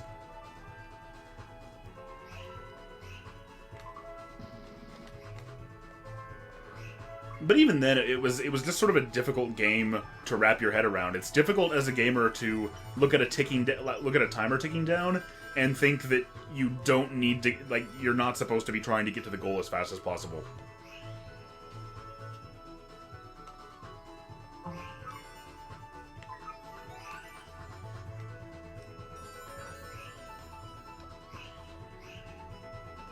I needed one more. If you go to the idea capture without having at least, like, 20 chips, you're you're really just wasting your time.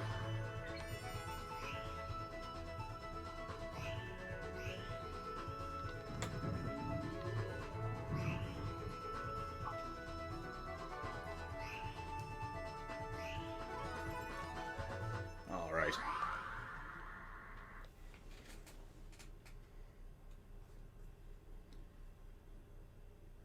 Somebody asked what game is next. The next game will be another game that came out... another game that came out in 1996. Oh, this boss I always have trouble with.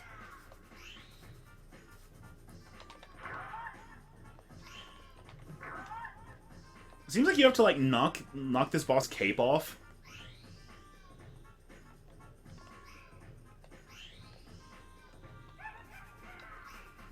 This kind of reminds me of King Boom Boo from Sonic Adventure 2.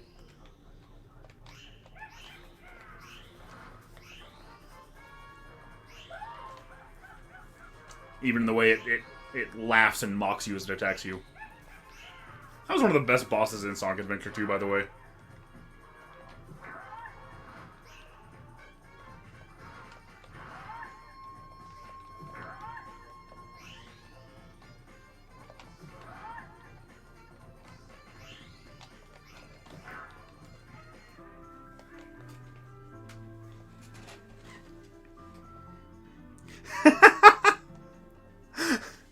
Hyper Elf has entered, screamed, and then immediately left. I don't know if he's still there, but Hyper Elf is my best friend. His name is Lennon.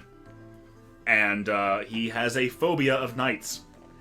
Because back in 2002 when I got the game, we had just become friends recently, and I remember him coming over and me trying to show the game to him, and for whatever reason, it just freaked him out. It just scared the crap out of him. Like, he not the gameplay, just the design, something about the design of the character itself, scared him, and he's been terrified of knights ever since. And I mocked him mercilessly when the Wii, which was, he's always been a Nintendo guy. So he got a Wii on launch day, and when a couple months later a Knights game was announced as coming to the Wii, man.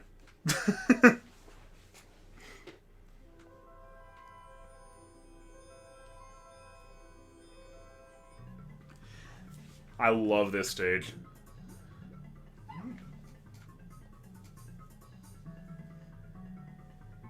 I'm not going to try to explain the plot of Knights because it's probably been so long that I've, that I've forgotten a lot of it. But this is just a really cool moment right here.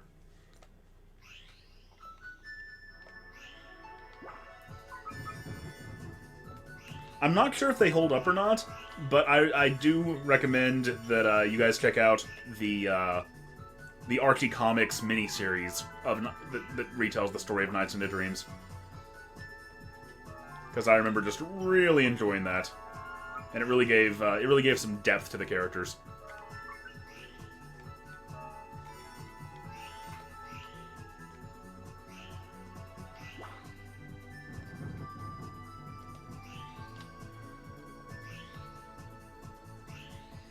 Okay, I just remembered how this part works. So for one thing, that timer up there,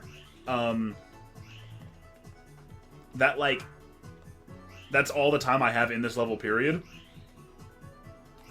Secondly, there are only enough blue chips, to break each palace, so I have to get all of them.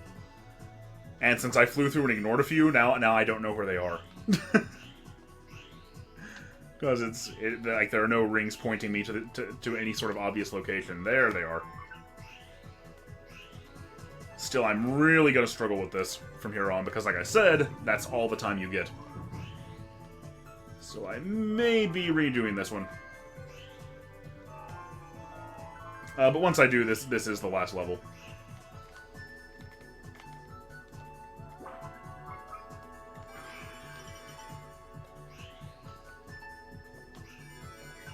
And this is probably the only game that I'm going to devote this much time to.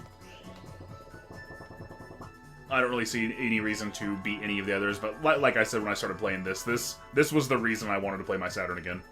Oh, I missed one. Damn it. Oh, I see it. I think I see it. Maybe I should have just gone on. Well, I feel dumb. Oh no, I still can't get to the capture. There we go. Yeah, I'm not gonna make it in time. By the way.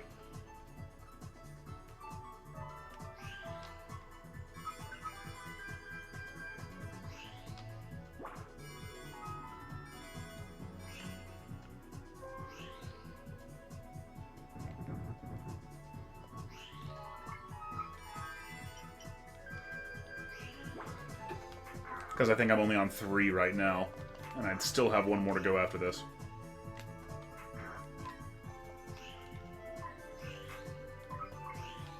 And I can't break blooms to save my life. Oh god, yep, that's it.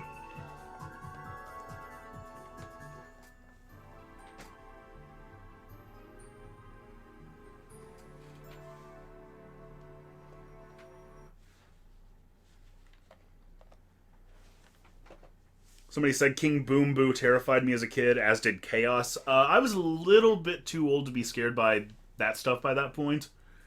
God, what things in games did scare me as a kid? The biggest thing that I remember getting scared of when I was a kid was actually Tommy as the evil Green Ranger in Power Rangers, and we'll try it as Elliot this time. That last level is the same regardless of whether you play as Claris or Elliot. Specifically the scene where Tommy, where the evil Green Ranger comes in and wrecks the command center. Like, I was so scared of that. I was like 6 years old at the time, 5 or 6, and I remember like going and like running out of the living room and hiding in the hallway when that scene would come on, cause I could not stand to watch it happen.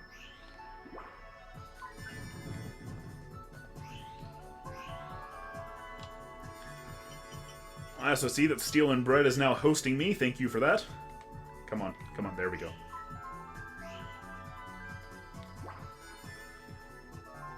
If you guys are coming in late, this is the fourth game. Fourth game? Yeah, the fourth game out of 7 that I'm playing on my Saturn. Or that I have for my Saturn, even. So far, I've played Astal, VIRTUA Fighter 2, and Mortal Kombat 2.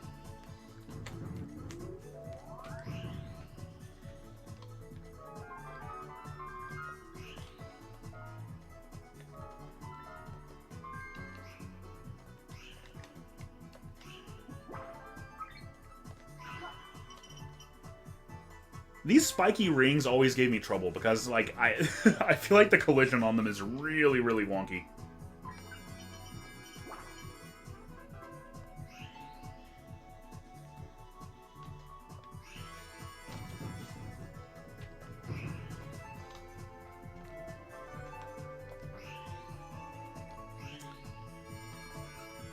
No, I am definitely no expert at this game anymore, but at one time I actually, on my original save file when I got this game, I do remember very specifically getting A ranks on every level.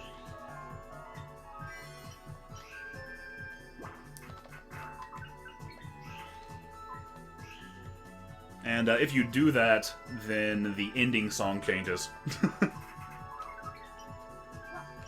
Because that's the kind of stuff that you got in video games back. I need to to quit hitting those spiky rings before I run out of time. I've got enough to break the capture now anyway.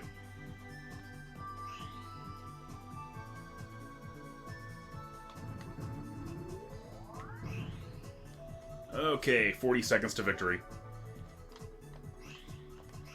I'll go up there in a second. Oh god, spiky rings, why?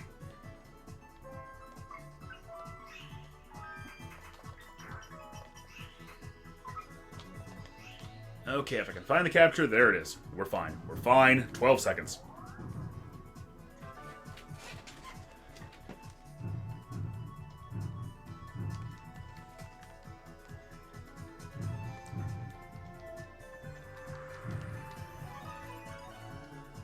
Zion Farm says, do you have the white Japanese Saturn or the black one? I do not have a Japanese Saturn.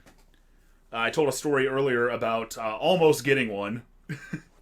In, like, 2001, I found what are now called, like, the skeleton Saturns, which are the see-through ones that say, this is cool on the front.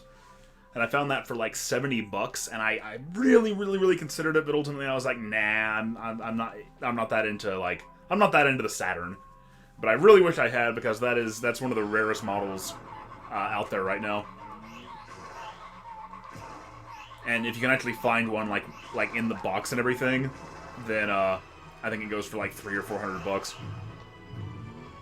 Not that I would have left mine in the box.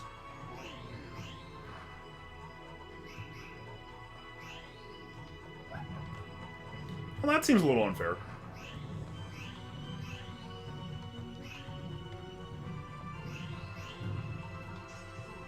I swear, if I lose to Wise Man and have to do this stage a third time, I won't complain. I really like this stage.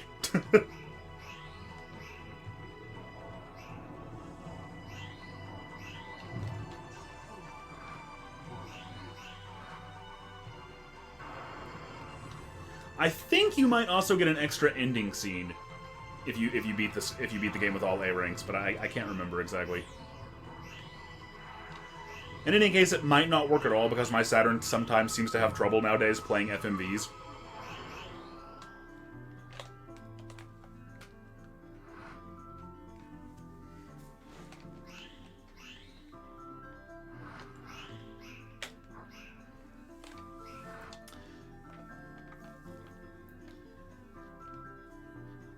But we'll see if it works here.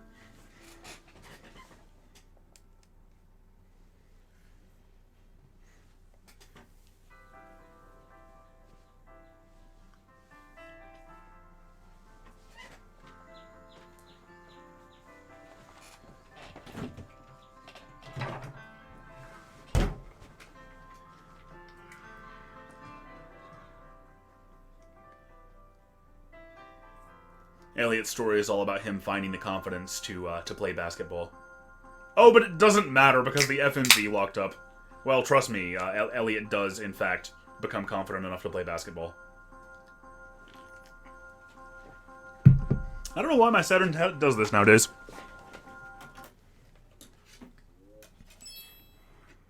In any case, next up, I will not be able to stand to play this game for nearly as long as I just played that one.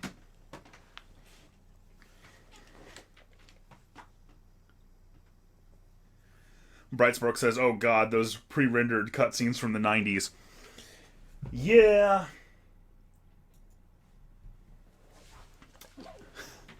They do look pretty ridiculous now, but I remember well a time when I was just floored by everyone I saw.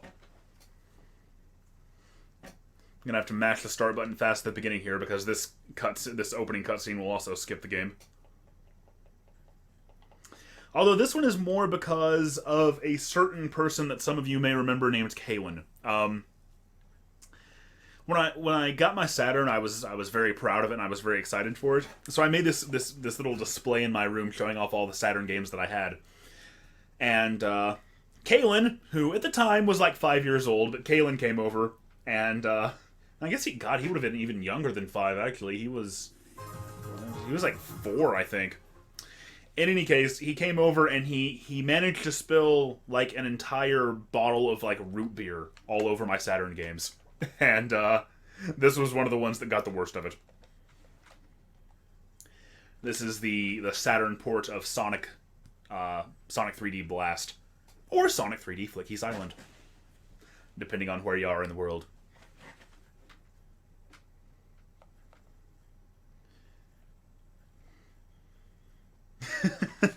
Yep, Galen ruined a bunch of my Saturn games.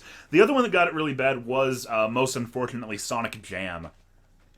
But I ended up getting that one, like, buffed at a CD cleaning store. And, it works pretty much perfectly nowadays. But this one, listen to that wonderful music. Yeah.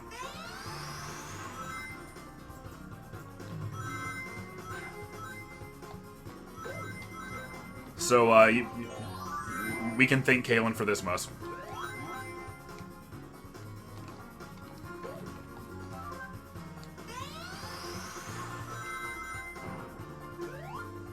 And we can thank Kalen for the fact that this Sonic game has one of my absolute favorite special stages in the franchise, but it never seems to load correctly anymore. Like, it just gives... I'm gonna get to the second level and try to load it from there, and see if it's just Special Stage 1 that's like, not working right. Assuming that we can put up with the music for long enough anyway. If the music keeps doing this, then I'm just gonna stop.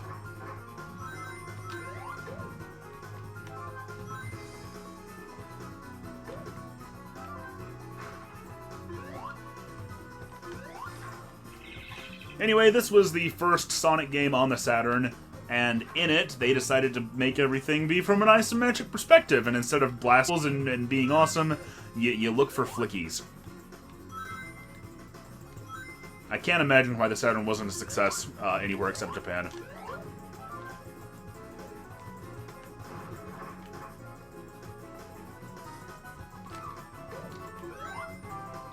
God, that music really is bad.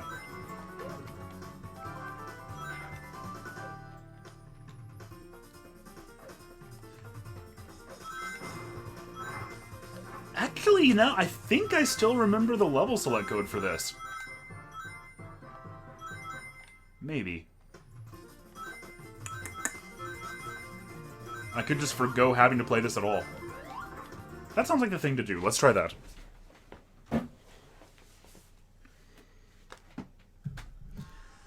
Main Memory says the PC special stages are pretty terrible. Yeah, so I've heard. Everything else about the PC version was identical to the Saturn version, except for the special stages. I never played them, but but I've seen screenshots, and yeah, they do look pretty brutal.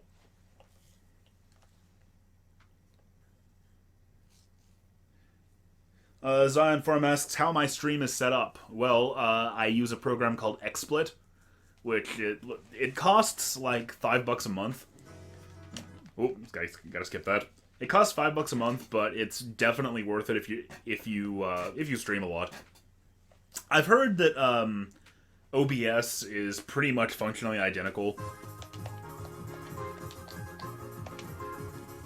Baracuda? Huh, maybe I don't remember. God, all the music skips. Alright, let me look this up real quick.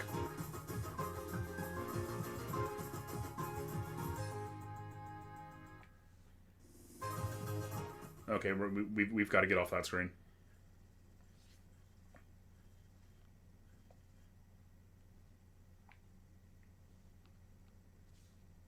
Anyway, what I was saying is that I found XSplit to be very, very, very user-friendly, and it's really easy to set up windows and set up, like, the screen, like I've got it, and sort of take control of all that stuff. Wow, that seems easy. At the title screen, hold C and press start. Wow, okay. On the Genesis version, you input the code Barracuda at the title screen. That B-A-R, or B-A right. You get it, Barracuda. That got you the level select. On the Saturn version, apparently, you just hold C and press start.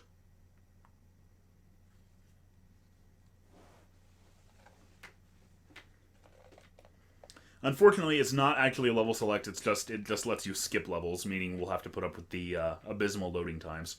But I really do want to get to Regal Ruin, because I like the music in it, assuming it doesn't skip.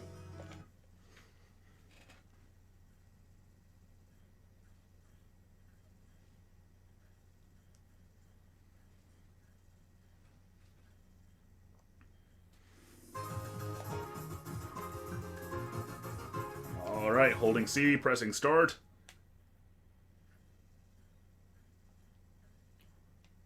Seriously, the loading times in this version are fairly abysmal.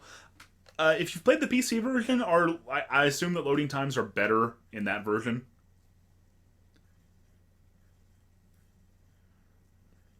Of course, if I'm forced to play Sonic 3D Blast, then I will play the Genesis hack that removes flickies entirely. And lets you just get to, like, you just have to find the gold rings. Even then, it's not that fun.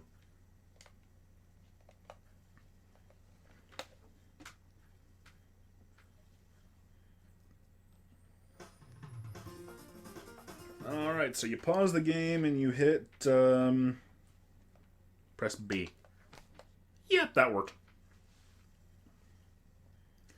A skips an act, B skips a stage, C skips to the final boss. Oh, and you can gain all the Chaos Emeralds, that's neat.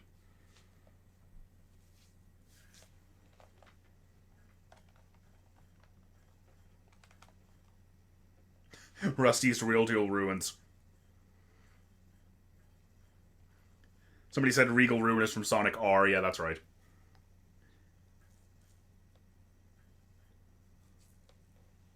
Rusty Ruin, Regal Ruin, Ruin.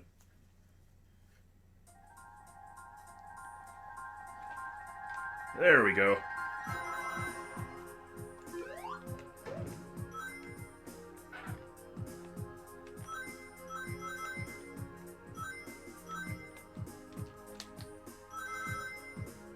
No, actually, this game looked really, really, really good for the time, due to its use of pre-rendered sprites. And I don't know if I'm going to be able to get to it, but I think it might be. It's either, I can't remember if it's in Act 2 or if it's in Act 1, but there's a point where like some fog and rain effects come in.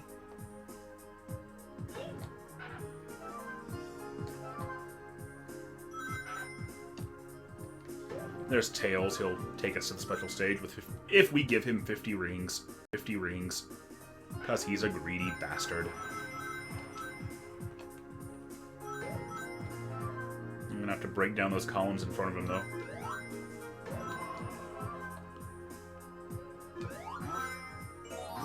I wonder if Lennon really did leave up on seeing Knights.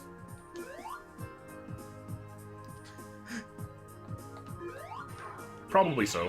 He's probably just as terrified as ever. Okay, to break down the columns, you have to be in your twirly animation.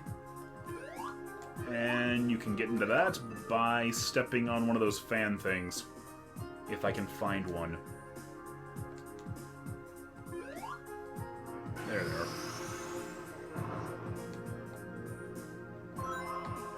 So you have to make your way down here without getting hit. Or rather, you have to go the other way, because you gotta jump out of it right there.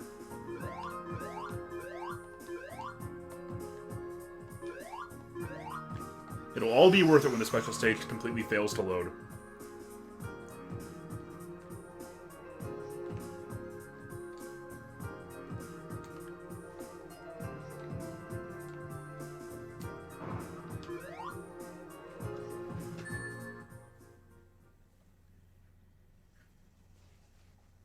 It's crazy to think that this is what Sega...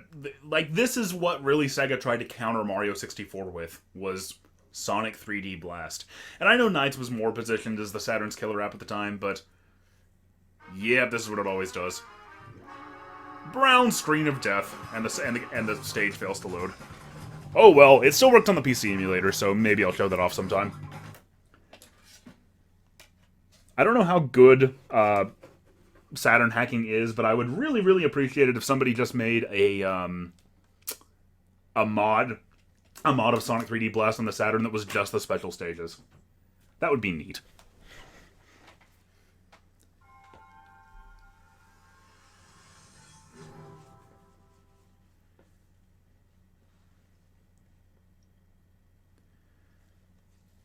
Some people are talking about Traveler's Tales, and yep, they did that one, and they did this one, actually.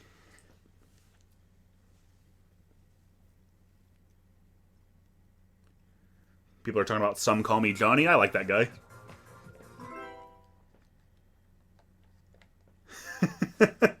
Still more with the Sonic Extreme puns. Anyway, this is probably the Saturn's killer app. I would say that this is when most people think of the Sega Saturn and of great games that came out for the Saturn. This is the one that comes to mind. With a staggering five stages, 5 tracks for Sonic and friends to race over. It's not much of a stretch to say that this is one of the greatest games of all time.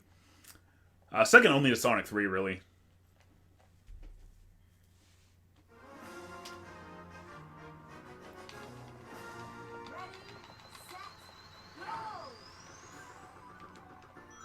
This is another game that takes advantage of the 3D controller that came with Knights, which I have continued to use this whole time.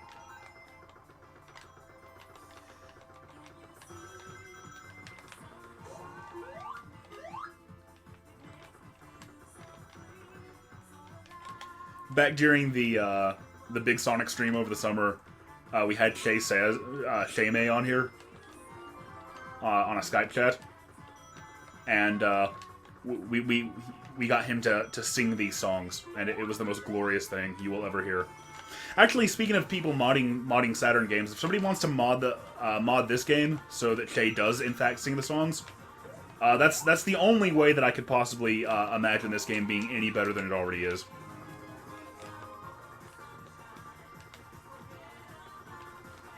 Really, it's the only improvement that could be made.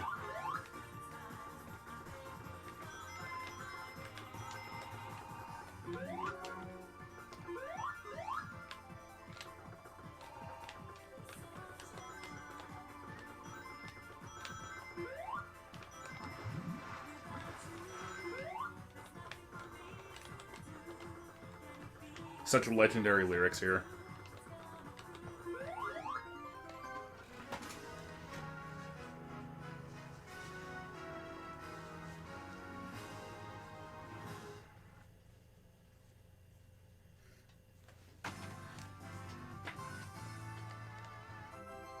Main memory says that the PC version of this is better. Objectively, yeah, it is. The PC version has, for the most part, better graphics. It has weather effects for each stage, like it can be day, I think it can be like raining. The PC version was also used as the base for Sonic Gems Collection on the GameCube, so if you've played it there, it's the same thing. I don't know. I kind of have affinity for the Saturn version though. Mostly down to Radiant Emerald. I vastly prefer Radiant Emerald on the Saturn, and you'll see why once I get to it. But really, you can't go wrong with either version.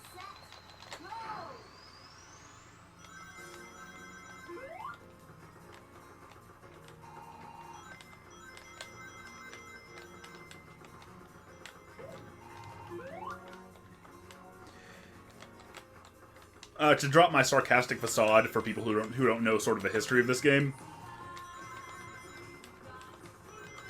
For one thing, I really do. I'm not at all saying that it's as good as I'm making it out to be, but I really do legitimately like this game a lot. It's kind of a guilty pleasure. It's probably the biggest gaming guilty pleasure I've got, actually.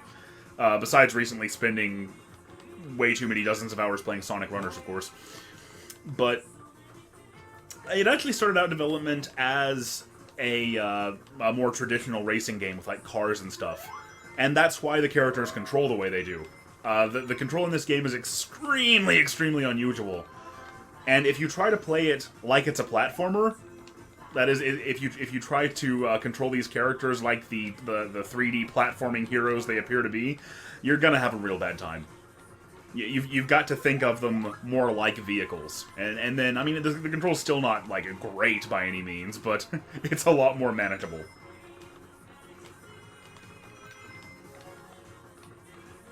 Oh, good, I already got that Chaos Emerald. And completely forgot about it. Okay, so I'm gonna have to get the other one on this last lap.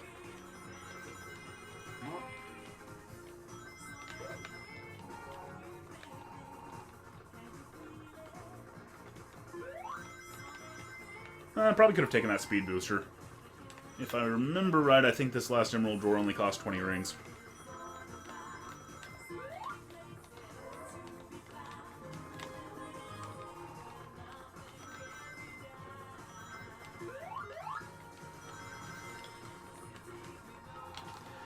Also, main memory, I don't know if it was you, but I saw somebody on Sonic Retro recently talking about how this game actually does have more involved slope physics.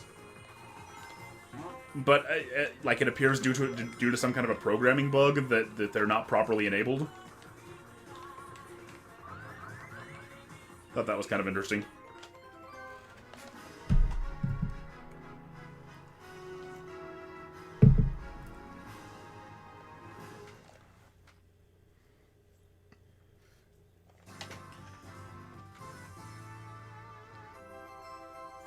Dog Jihad says, I can't even tell what's happening. It's like you're hopping into skyboxes and falling through floors.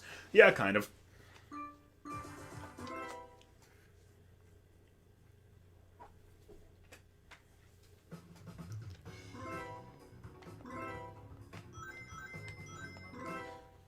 Fortunately, we're already almost halfway done with this game.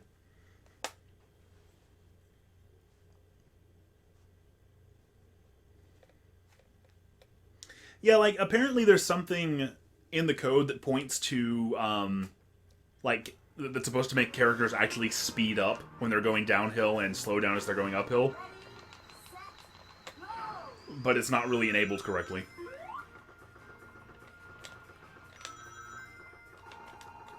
Let's see, I may be able to open this first Emerald Door. Right here at the beginning. Yeah.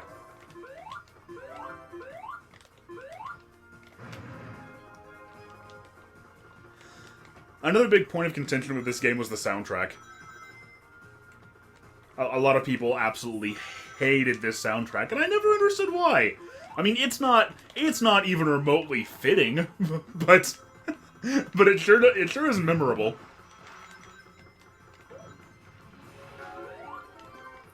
Actually, Regal Ruin, if you play Sonic and All-Stars Racing Transformed on the Sky Sanctuary level, that stage eventually starts playing a remix of this Regal Ruin song. And my jaw hit the floor when that happened, because I was like, man, only the hardest of the hardcore are gonna even appreciate this.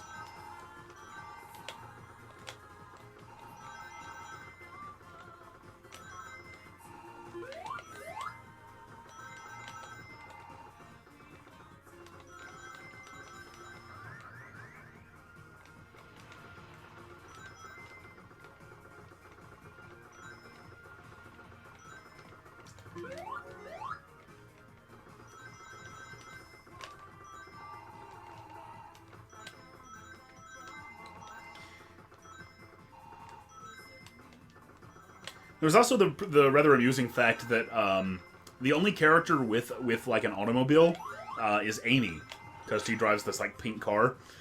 So like people would often pick her for some reason, assuming that she would be a good character, but she isn't. Like as the computer, she always comes in 5th place. Her or Eggman gets 5th sometimes. But yeah, in any case, the characters in actual vehicles are some of the worst in the game. Then I'm not going to do it, but there are also 5 tokens on each track. If you collect all of them, then you'll race against yet another unlockable character. This game has, like, more than twice as many characters as it does courses. I may be wrong about that. Anyway, if you beat all the stages, you unlock Eggman. Then there's Metal Sonic, the Tails doll, who had his own meme a long time ago. The only, as far as I know, no, Metal Knuckles was also a Metal Knuckles was in the Sonic Advance series. Let me just. Another funny thing this game did is that if you took too long on a menu, it went back to the title screen. And then the last character you unlock is an Egg Robo.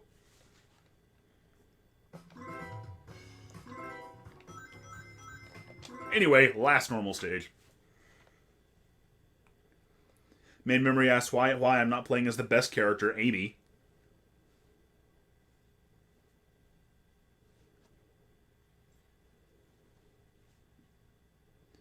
What really needs to be figured out is how to backport Sonic Adventure levels into Sonic R.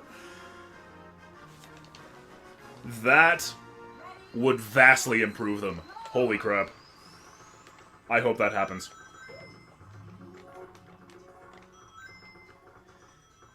Yeah, man, I remember back in '99 when Sonic Adventure came out, you know, everybody was pretty happy with it. Everybody was pretty impressed by it, but the one thing you kept hearing is why isn't it more like Sonic R? Because, you know, Sonic R really went a long way toward codifying and toward establishing what Sonic was supposed to be in 3D. And it's really, really strange that Sega's never gone back to this as a template.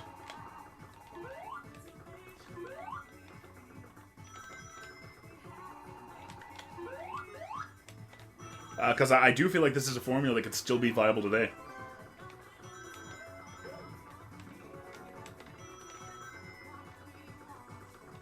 Just you and me and everybody.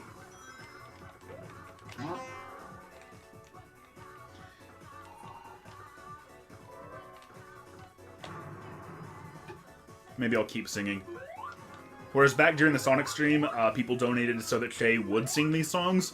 If you'll donate, then I will not sing these songs. How about that? Nah, I'm kidding.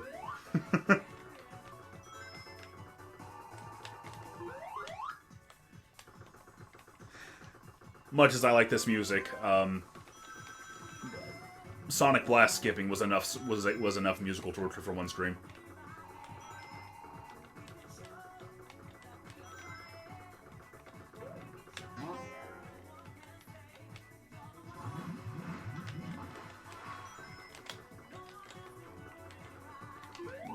This emerald.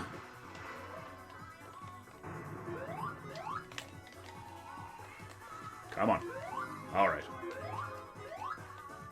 We just gotta hope we can stay ahead of Knuckles.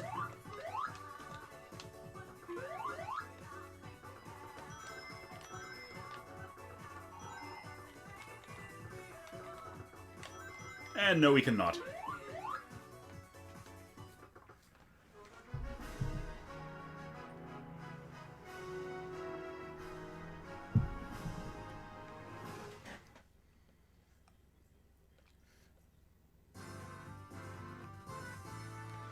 Main memory. Oh, by the way, unless you come in first, you don't get any Chaos Emeralds whatsoever. Main memory points out that Advance is Mecha Knuckles, not Metal Knuckles. My mistake. I knew it was a different design. I just didn't know about the difference. So yeah, this is Metal Knuckles' only appearance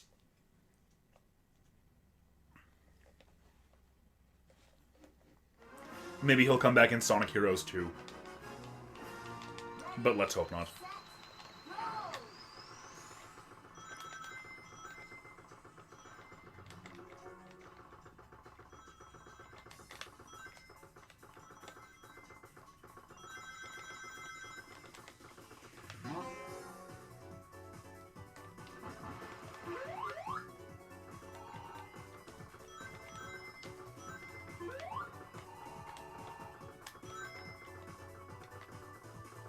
Should probably focus more on getting rings at the beginning here.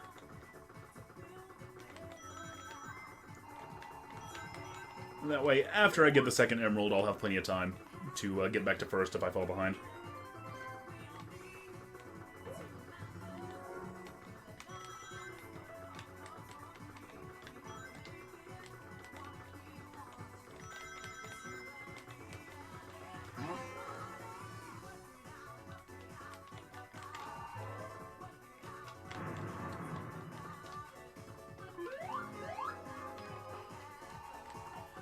Yeah, because see, I don't have enough to get it here on lap 2.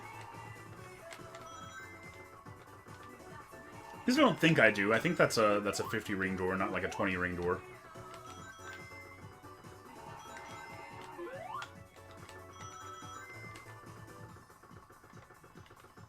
God, Knuckles gets so far ahead so fast.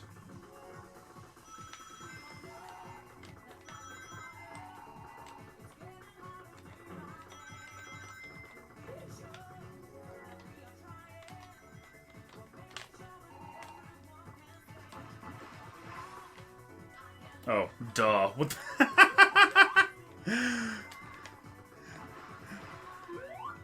I know how to Sonic R, I swear.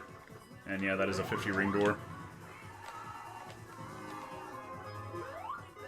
But I think I'm just gonna have to do it again anyway.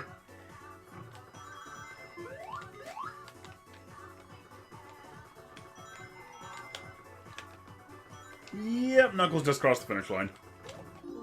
Well, darn. Third time's the charm, though, right? You guys can take another helping of work it out, think about it.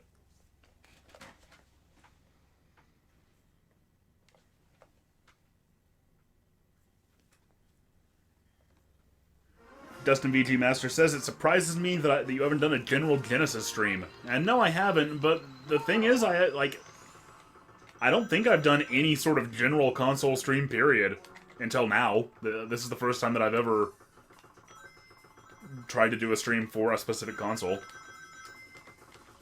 There was that day that I played tons of Dreamcast games, but I don't think that I was really trying to do that on purpose.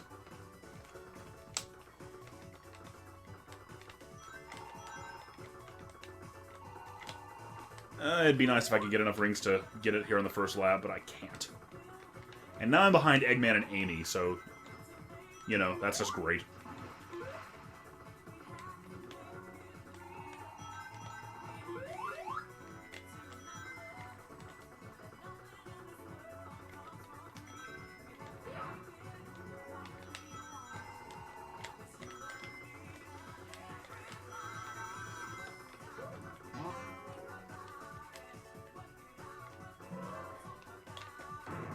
The PC version also, despite being released in 1998, actually had an online mode. Oh, come on, I need one more ring. Okay, I'm just going to go ahead and get it now. And I'll have the whole last lap to get back to first.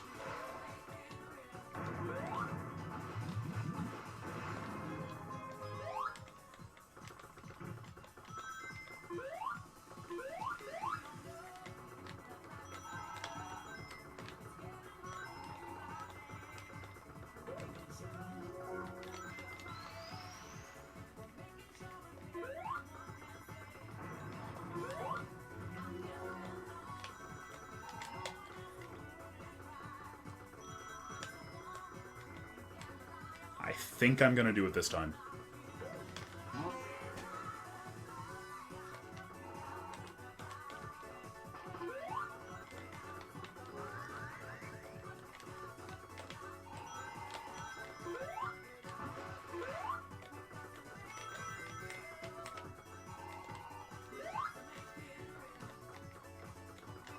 Yeah.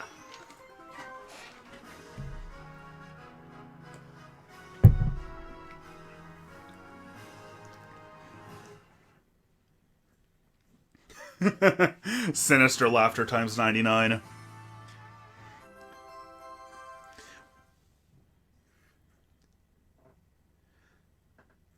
Oh yeah, the Sega CD stream. I forgot about that one. Yeah, you talk about the Power Rangers game, but the thing is, the Power Rangers game didn't actually even work, remember? And of course, collecting all the Chaos Emeralds gets you Super Sonic, and you can play him as him in all the stages, which is another thing that this game established could be done in a 3D Sonic game, and then it just took them years to actually get back to it. It's the best 3D Sonic game ever, right here. Anyway, here's one of the biggest reasons I like the Saturn version better. On the PC version, Radiant Emerald was this multi-spectral rainbow-colored thing that was kind of seizure-inducing. Here it's just transparent and purple and looks a whole lot better.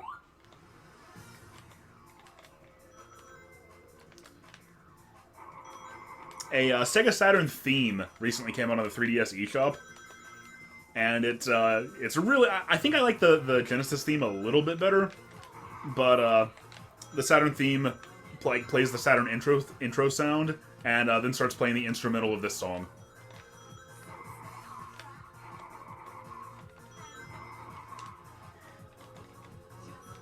I get a little bit of a thrill out of pretending like my Nintendo handheld is in fact some sort of a current-gen Sega handheld.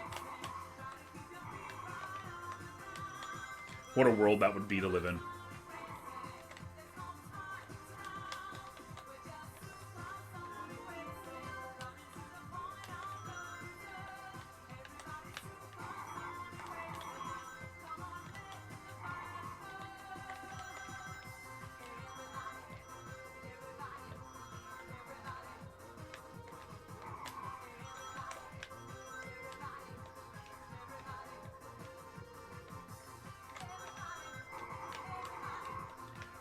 And Supersonic is, as you would expect, kind of a game breaker. Although a lot of the unlockable characters can still keep up with him, and Knuckles can still do pretty well. As you can see, he's right behind me. He's pretty much neck and neck with me, I guess.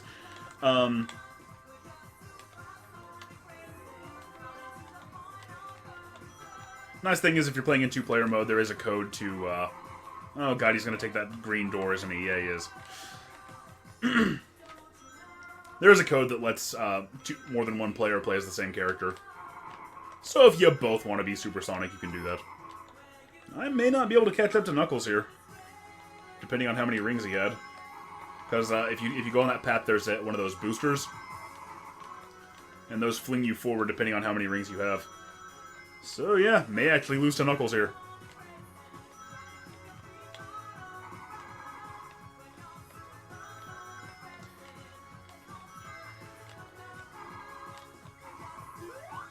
Oh, last second.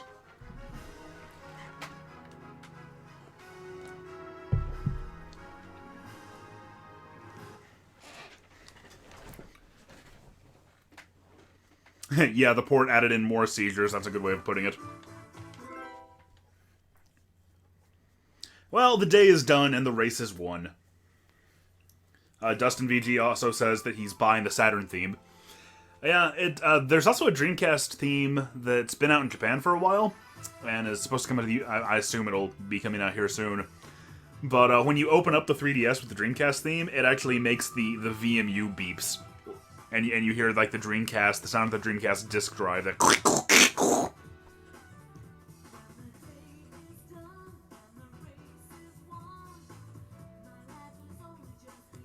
And main memory says that Knuckles cheats, so that makes a lot of sense. Alright, there are 2 more games left.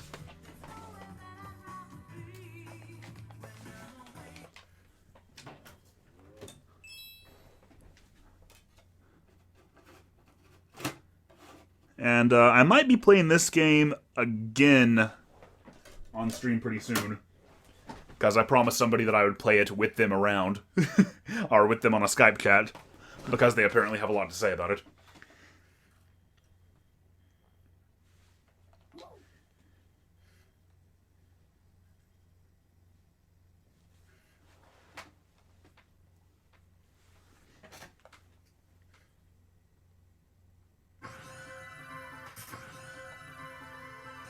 There's another example of my Saturn's FMV problems.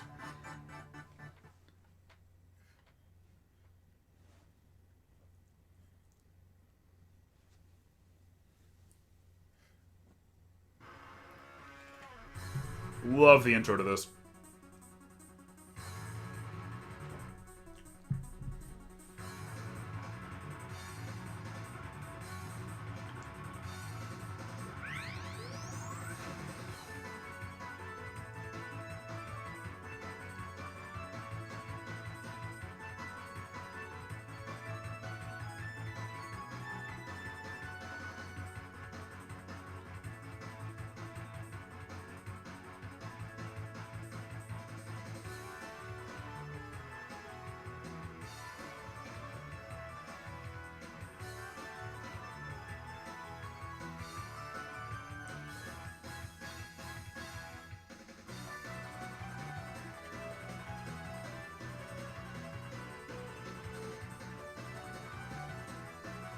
Oh, Ben, that is Definitive Dubs, was really hoping I would play X4 a couple days ago on stream, but I ended up playing Smash Brothers for 2 hours, so I didn't end up getting to it.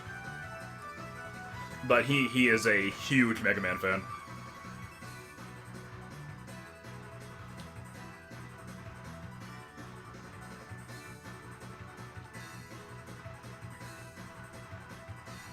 What is he streaming for? Unfortunately, this is another one of those discs that that Kalen managed to completely ruin. Well, not completely, but some of the music does tend to skip, and like the title screen here.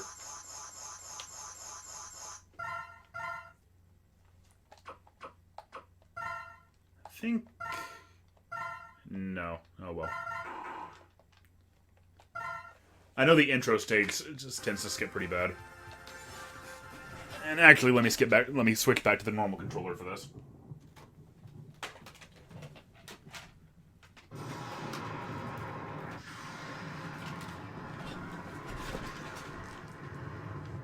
It's about the Maverick Hunters, General. They are far too eager to please the humans and continue to hunt down the Reploids. Do you believe they pose a significant threat?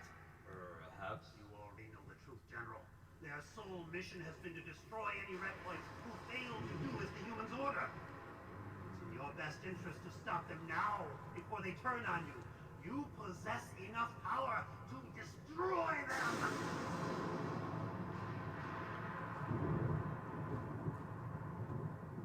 You're dismissed. What? I will not betray the humans. Remove yourself from my sight. My business with you has concluded from my sight. My business with you has concluded from my sight. My business with you has concluded from my sight. My business with Oh God, can I even get out of this? my business with you has concluded from my sight. Nope. My business with you It locked up. my sight. My business with you has concluded from my sight. Well, My business with you has that's what I get for trying to watch the FMVs. That game's voice acting isn't quite as good as Mega Man 8's, but it is still very, very enjoyable.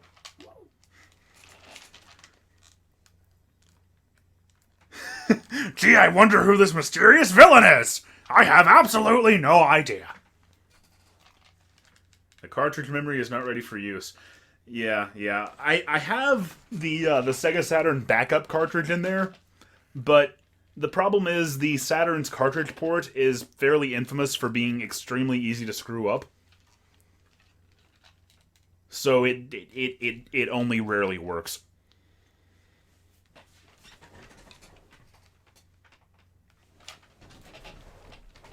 Let's just remove that entirely. It's not like I'm putting it to use.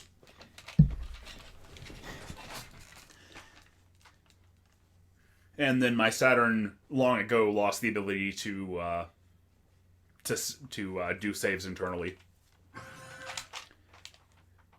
And it's not a battery problem either. Like that, there's a port at the back of the Saturn where you can replace it with a CR2032 watch battery. But that too broke a long time ago.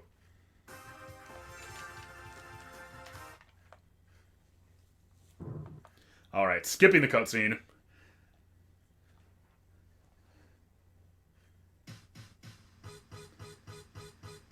Wow, Definitive Dubs just happens to show up right now. What are the odds?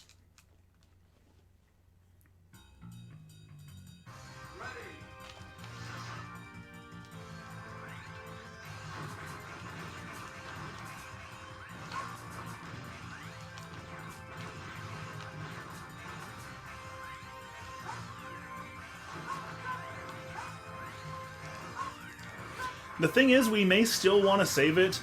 Like I know you want to come on and talk about this game, but we still may want to save it for another time because I'm not planning on doing this for very long.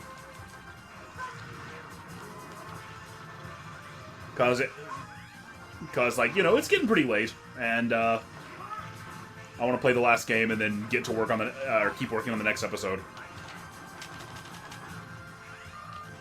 I actually almost got the script done for the next episode last night.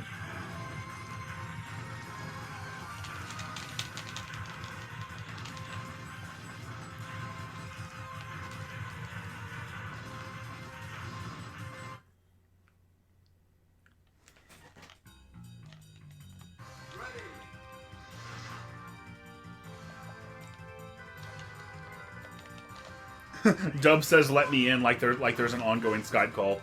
Now this has just been me this whole time. And I did that mostly because I kind of wanted to test sort of doing this solo and doing this a little bit more focused.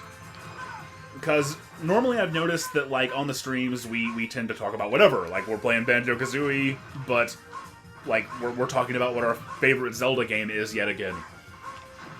And I kind of wanted to make this a little bit more of a focused stream about the Saturn specifically.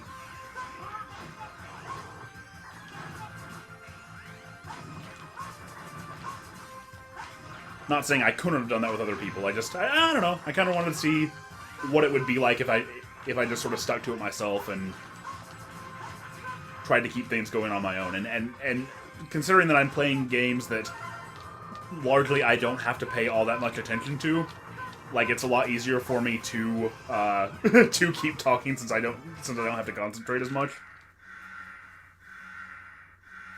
I don't know. What have you guys thought of it so far? Boss skips. The boss music skips.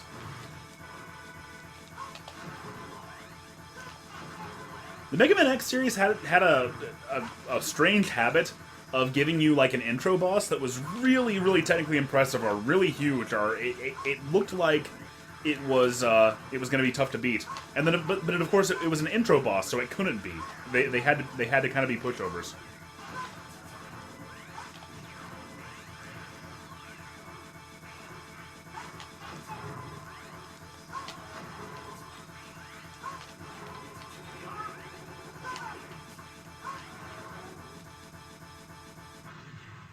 Aside from the music skipping, I really like this game. This is probably my second, maybe third favorite Mega Man X game.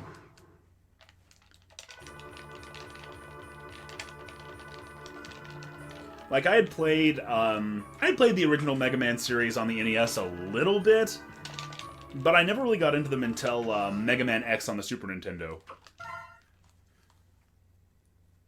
which I just loved. And I still do. Like, Mega Man X, by the way, is my overall favorite Mega Man game, period.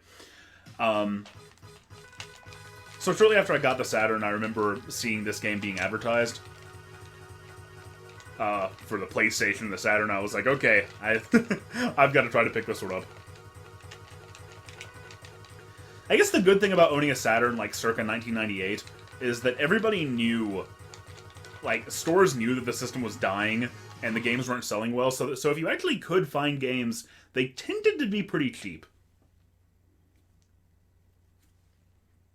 And yeah, the boss intro sound doesn't often play either.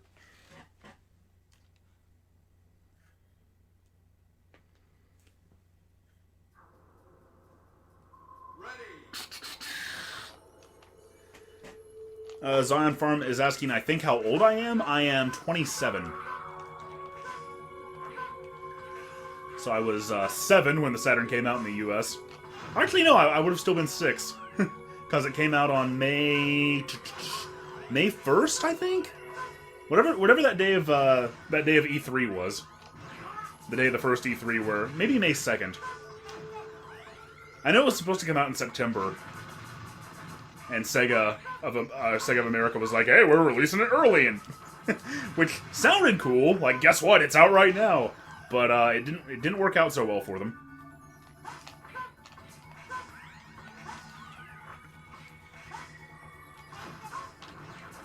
And I will explain that here in a second, if you don't know.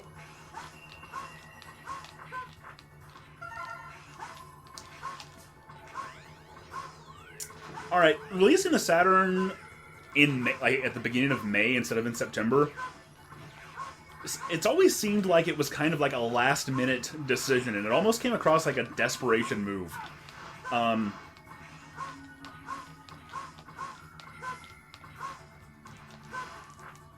You gotta be quick on these ports. But the reason it didn't work out well is because Sega didn't bother to, like, tell the developers that they were releasing early. So as a result, like, software wasn't ready, and I'm trying to remember where I'm supposed to go right here.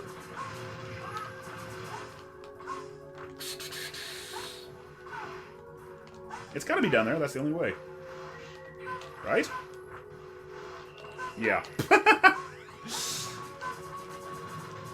Anyway, so for the first couple, like, until the Saturn was actually supposed to come out in September, it had very, very few games. Sega also only partnered with a couple of retailers to release it early, and those that didn't get it felt very slighted. Like KB Toys, which is out of business now, but at the time was a fairly big chain.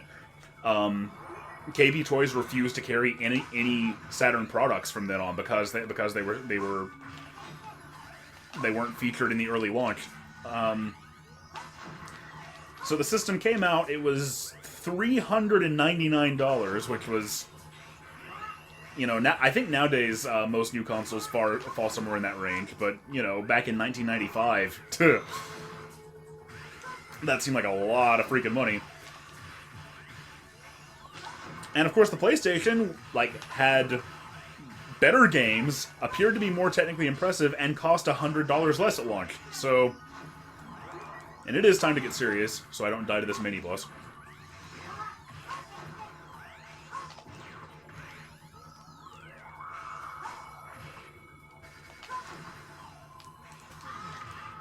That didn't work. I thought I could dash under him.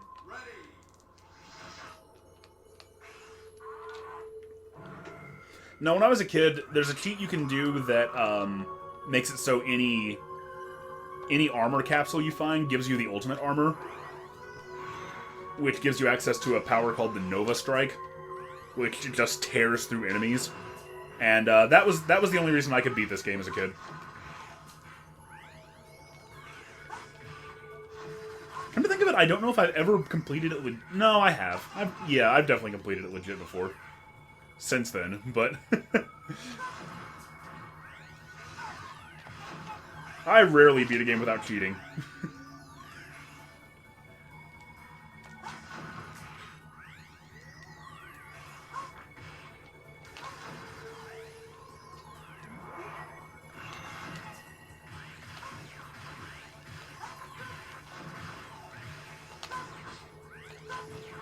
Unless I just had no other options, like with, which is what made Donkey Kong Country 2 so memorable back then.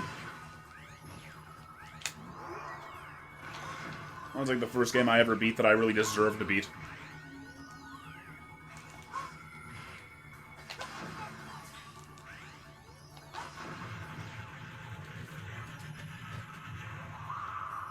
Definitive Dub says X4 is really easy. Yeah, I know what you mean by that.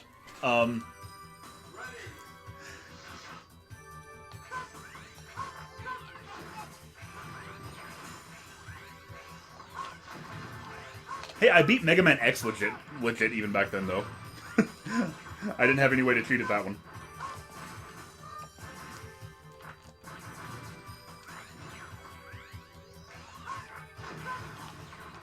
Now, a couple of years ago, a friend of mine was playing through Sonic 3 for the first time and was bitching about how difficult the game was. I'm like, man, what are you talking about? And then I got to thinking about it, I'm like, no, okay, I guess I can see it.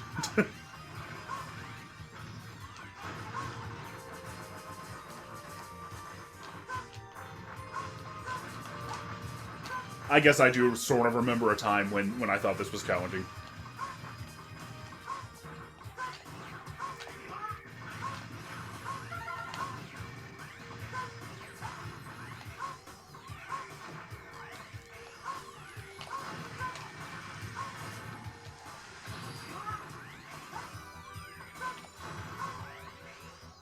I might try one more level after this one, by the way.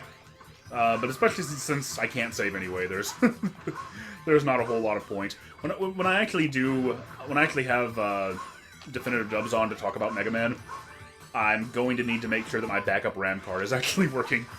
Or not RAM card, but you know what I'm saying, the backup memory.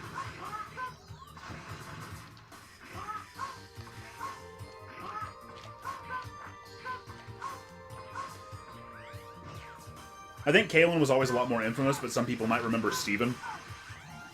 Steven absolutely adores Mega Man X5.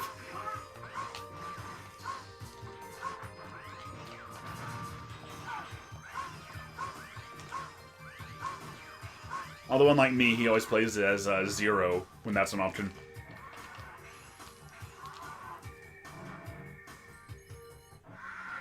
Zero's interesting, but he's a lot more difficult.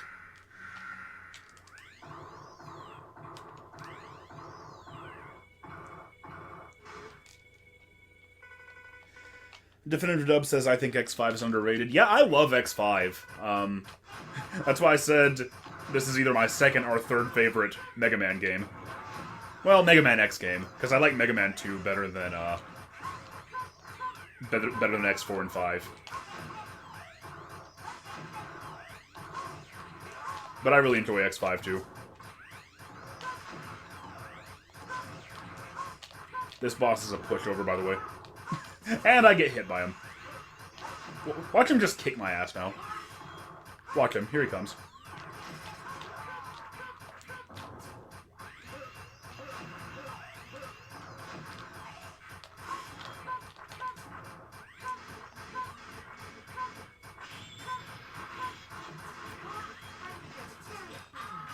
Yep. I'm just gonna say that I was being distracted by the soundtrack skipping, and that's what happened there. That was not my fault. I'm a gaming master.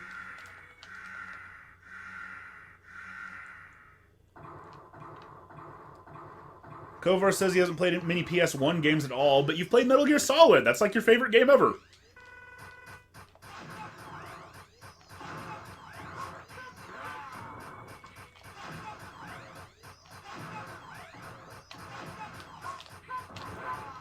Nah, I haven't played very many PS1. Well, I've talked about this before.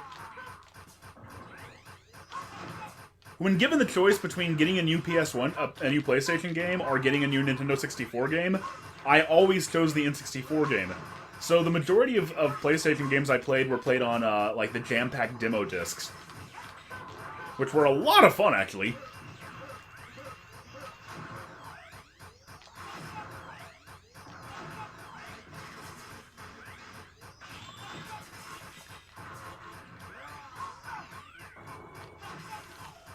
See? Pushover, like I said.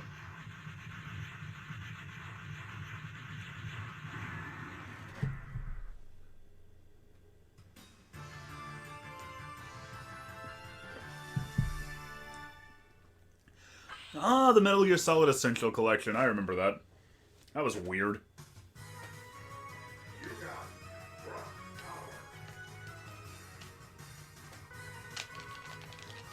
Yeah, I'll try one more level just because it's very memorable to me.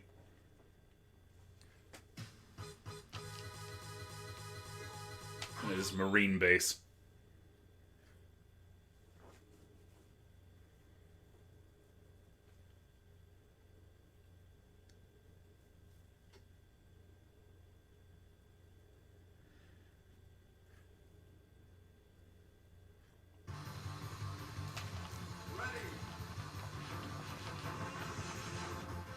These stages are difficult. X5 also had a stage like this that I think was even harder than this one.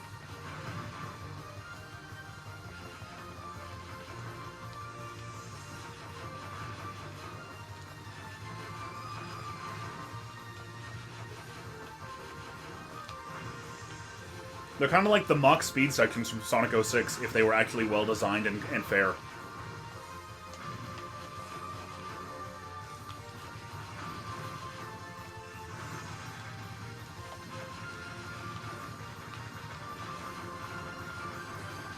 I guess that's probably why this is memorable to me, because I had to spend so much time beating it.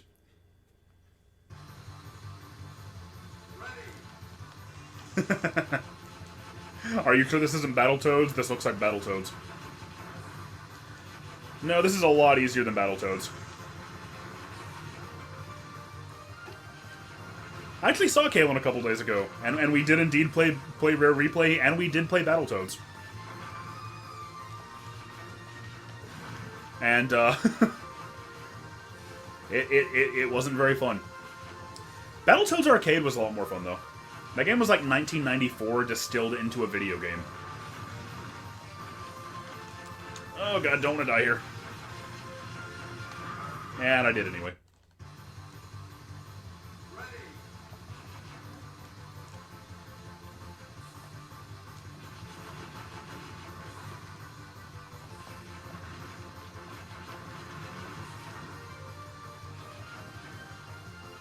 I remember when I beat this game legit. I was playing it on the PSP.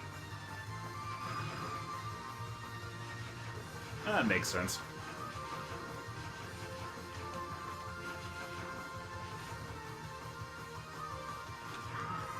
Okay, I need to not hang back there at the back, because he just swoops in and every hit from him takes off a ton of life.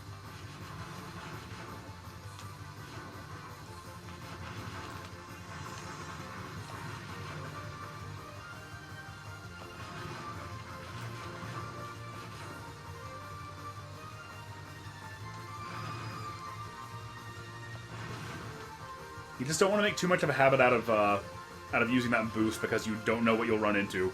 And of course, getting pushed off the screen by an unpassable obstacle will kill you.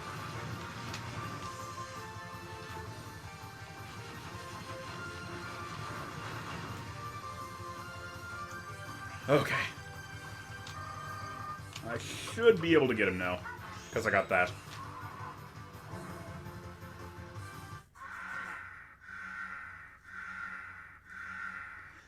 I was trying to dash into him, but he was always behind me.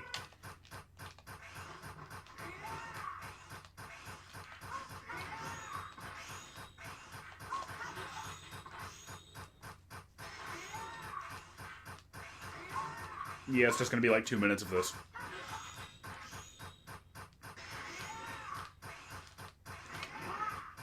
I guess there's really no reason to do this. I can't save, and you guys get the picture.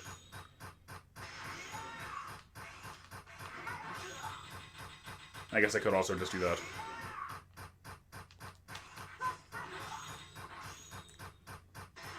Alright, let's move on to the last Saturn game. The last Saturn game I own.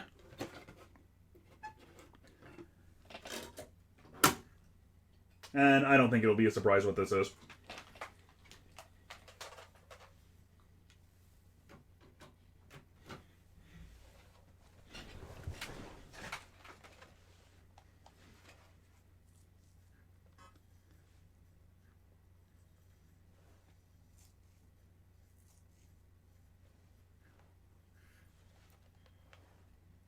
Gosh, sometimes you make me want to cry. Although this game, because it got root beer spilled on it by Kalen, who is a horrible person and should feel ashamed of himself, even though he was 4 years old at the time, this game does sometimes have trouble actually booting up. But it's fine once you get in there.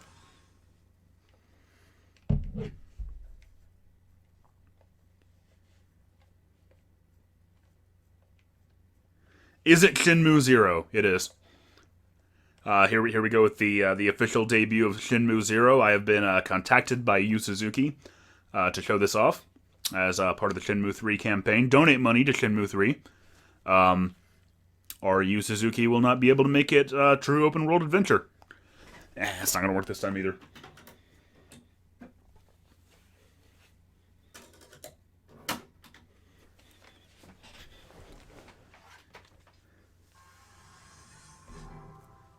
Yeah, I haven't told this story in a while now, but when I first got the Saturn, I was like super proud of it, and I was really excited about it. So I set up this little display area with like all of my games and stuff. And Kaylin, who was 4 years old at the time, came over, and I was like showing off the Saturn to him, and he managed to spill root beer all over all of the games I had so far. And that's why Mega Man X4 skips. That's why Sonic 3D Blast Special Stage doesn't load, and that's why this game has loading problems. I got this game buffed at like a CD repair shop, and that it plays perfectly once you get in. It just has trouble actually getting in sometimes.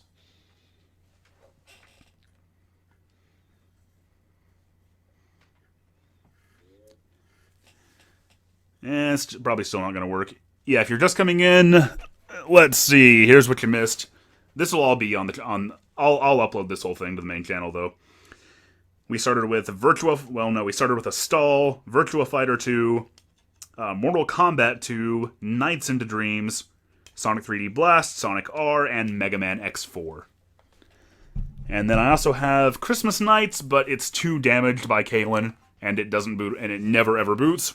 Although I can put it in my PC and play it on an emulator. And there's... I also have Fighting Vipers, but I do not know where it is.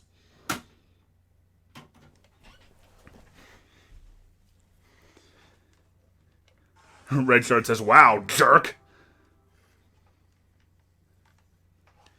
I assume about Kaylin. Well, he was 4 years old.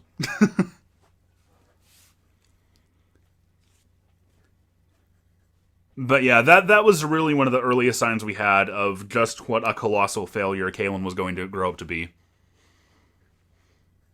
That he would, even inadvertently, try to ruin so many legendary games.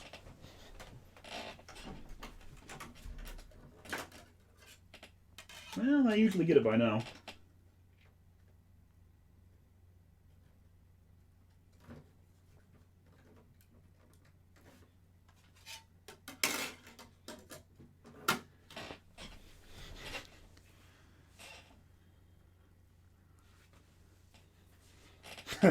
And here we can see my Saturn's backup memory doesn't work because I had the system turned off for more than a few minutes, or it lasts about 5 seconds, 5 to 10 seconds, and then you get that screen again.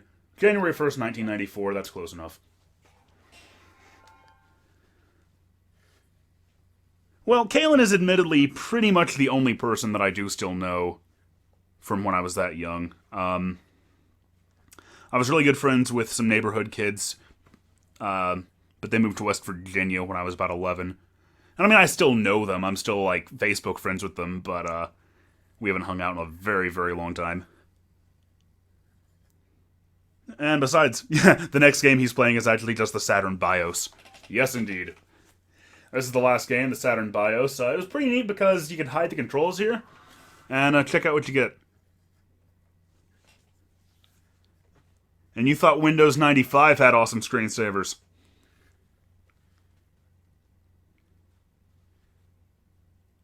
Fantastic.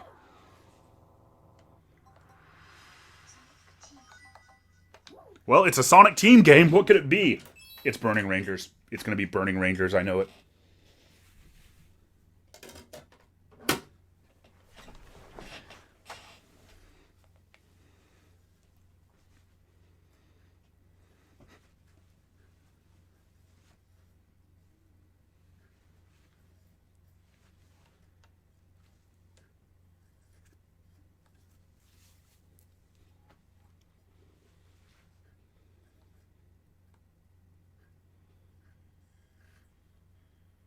Still not doing it. Okay, I'll tell you what. I'm going to turn the console off. I'm going to go take a piss. And when I come back, it's going to work. Watch this.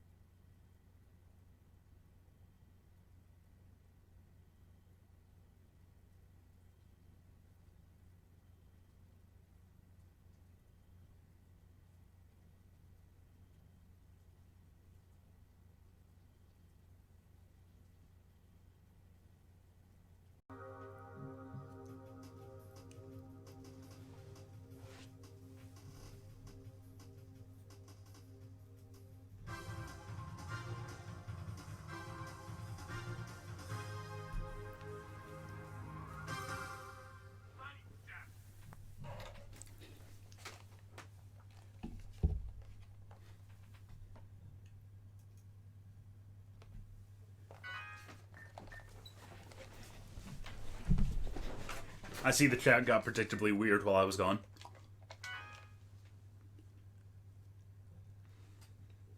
Of course it's Sonic Jam. Of course the last game is like, what in the world else could it possibly be?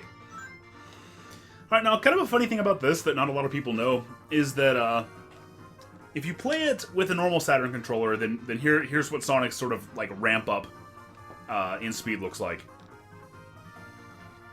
Right about like that right there. And then he never gets any faster than this. If you play with a 3D controller, then with the analog stick, then it's more like this. You can get up to max speed a lot faster, which gives you a small advantage while you're completing the challenges. And there's a lot of debate in the Sonic Jam speedrunning community if that should be legal or not. Considering the difficulty in using a 3D controller with emulators, but so far a consensus has not been reached. I'm making that up. There is no Sonic Jam speedrunning community that I know of.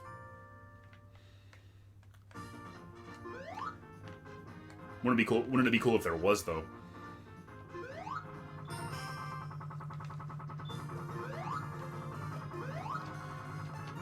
Anyway, yes, Sonic Jam. The main thing that people remember, or as the title screen calls it, Sonic Jam. The main thing that people remember about this one is this 3D Sonic world, which is sort of like an interactive museum. You can go into these various buildings, like this one, the music shop.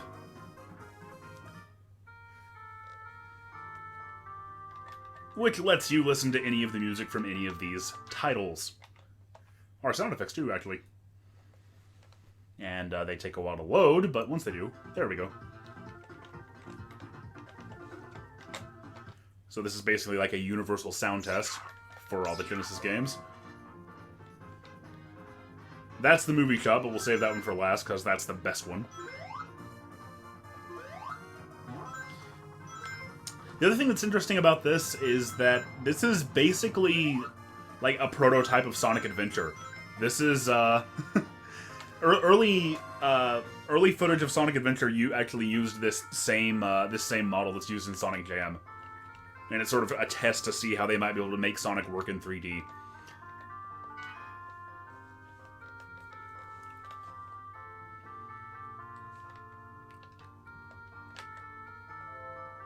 This just shows various pieces of the Japanese artwork, which is always really well done.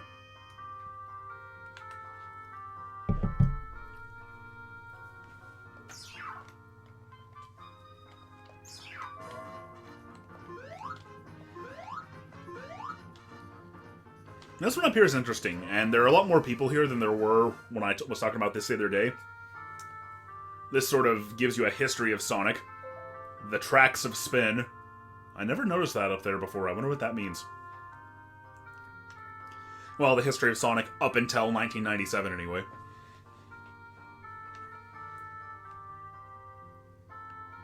And you can look at the various, the box art, and it notes every game's release. What I was curious about, though, is that I've always heard that Sonic the Hedgehog 2 was one of the first games, if not the first game, to have a simultaneous worldwide release on November 24th, 1992. But this history museum that was done by Sonic Team in 97 says that the Japanese version of Sonic 2 came out on November 21st. So, wonder where that came from. And doesn't list a date at all for Europe. This is also where I first learned about the extremely like inappropriately philosophical quotes that are on the Japanese Sonic game boxes. And let me show you what I'm talking about here. Zoom in, zoom out, okay.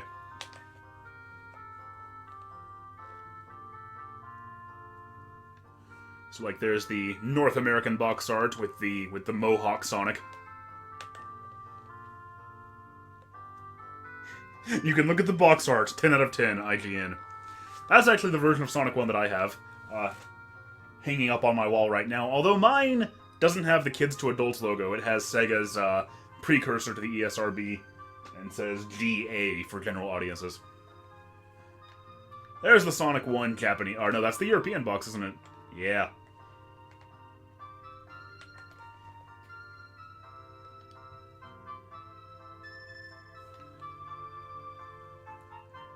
And here's what I'm talking about, the don't just sit there and waste your precious time. When you want to do something, do it right away. Do it when you can. It's the only way to live a life without regrets. What's up with that?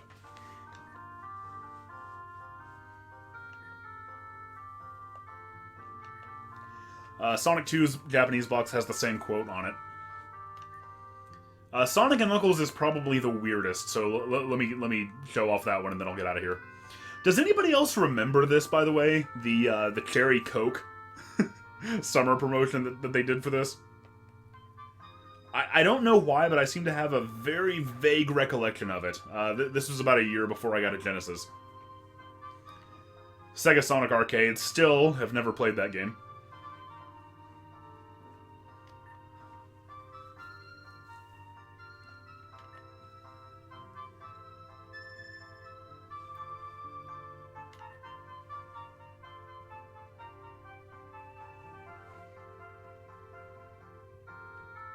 Yeah, somebody said I genuinely love that advice. Yeah, I like the Sonic 1 and 2 quote. It's the Sonic and Knuckles quote that gets a little bit overly flowery. Europe got some really strange box art for Sonic 3. I kind of like it, though.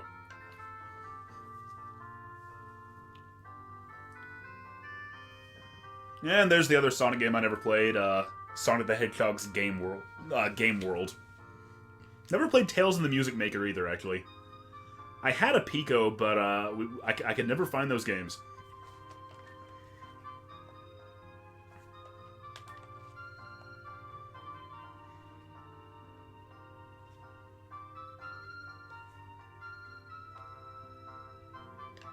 I mean, I was 5 in 1993.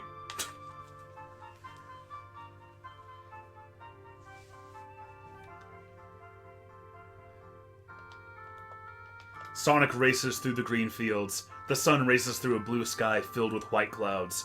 The ways of his heart are much like the sun. Sonic runs and rests, the sun rises and sets. Don't give up on the sun. Don't make the sun laugh at you.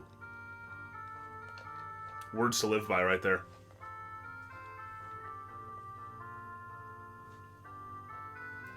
Anyway.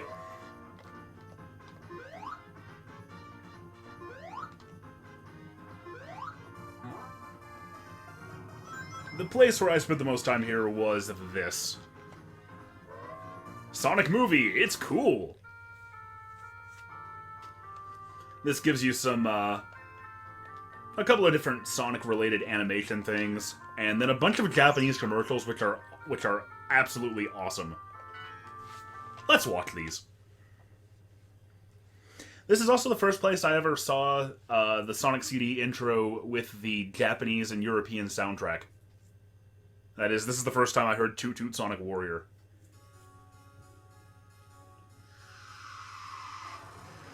And I did like it. Let's see here.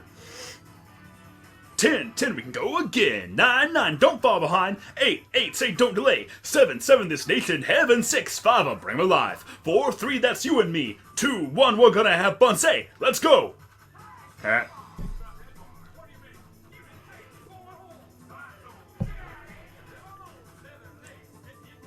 America no funky action. Sonic Spinball.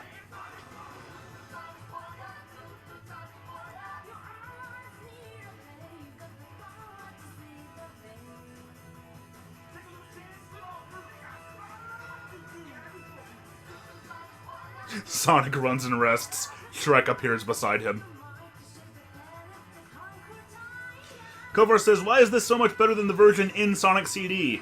That would be because basically of the Sega CD's limitations as a platform. For one thing, the movie, like the frame rate was severely capped to save space on the disc. For another, there was of course the fact that the Sega CD, like the Genesis, could only display a max of 64 colors on screen. So yeah, come to think of it, this is also the first... Well, no it wasn't. I was about to say this is the first time we could actually see the Sonic CD intro and ending at such a good resolution, but nah. Sonic CD also came out on PC the year before, and had much better quality movies with it too.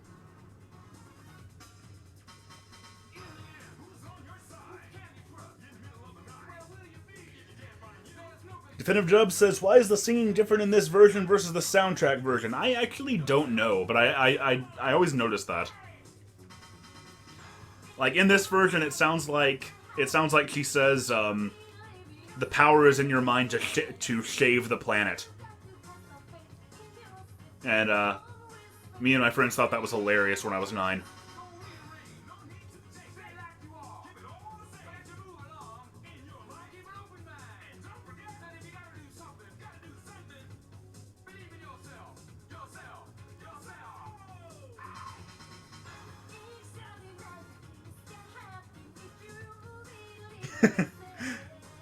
I thought I remembered the resolution being ass by shit.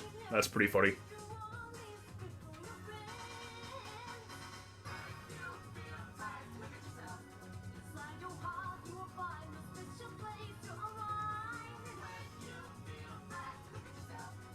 No, I had the PC version too back then.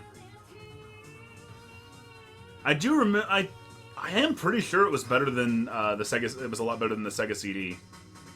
I don't quite know though. Anyway, the primary legacy of Sonic Jam is probably making all the other 8 billion Sonic compilations that they did in the years after this look like crap in comparison. Like, I remember when Sonic Mega Collection was announced, like, hopes were really high that it would live up to the standard set by Sonic Jam. And the primary reason that people were disappointed by it was because, of course, it didn't. This just seems to be an ad for the OVA. I really want to watch the OVA again. I haven't in quite a while. And the OVA is where one of my favorite quotes in the entire franchise originates, and I think you guys know what it is. You might know everything I'm going to do, but that's not going to help you, since I know everything you're going to do! Strange, isn't it?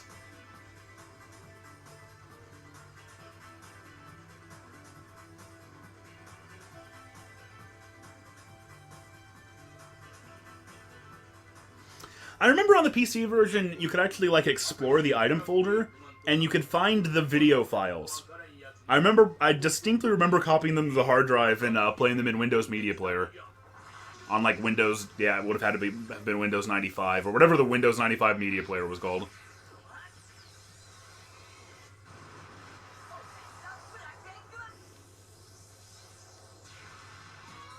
Does anyone know if the voice actors that were used in the OVA in Japanese are the same voice actors that were used in Sonic Adventure and used to this day? I don't think I've ever learned that.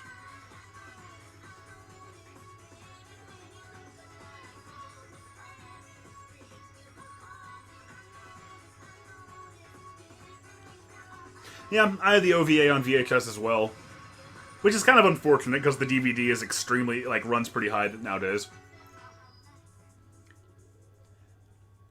It's kind of weird, though. It came on a white VHS.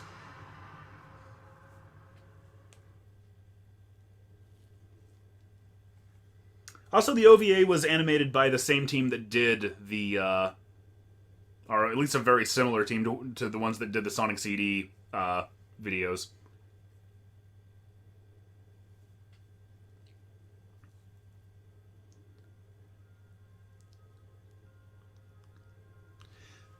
This is this movie that nobody quite knows where it comes from, and it ends on a cliffhanger, and then it never gets continued.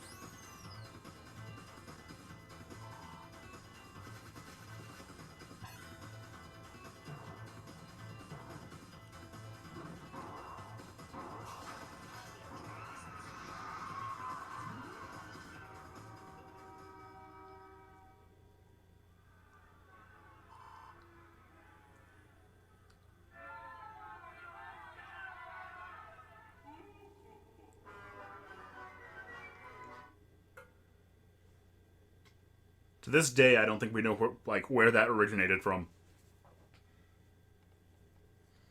And yeah, there is a theory that this was the pitch for the Adventures of Sonic the Hedgehog cartoon.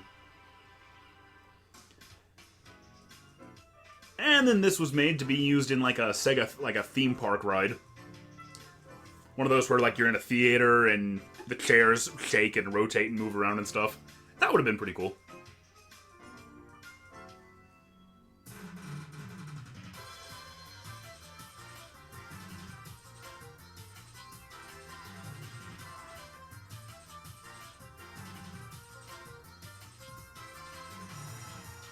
Brightspark says, I would love to see a boss fight against Eggman in a Sonic suit. That would be a good one, wouldn't it?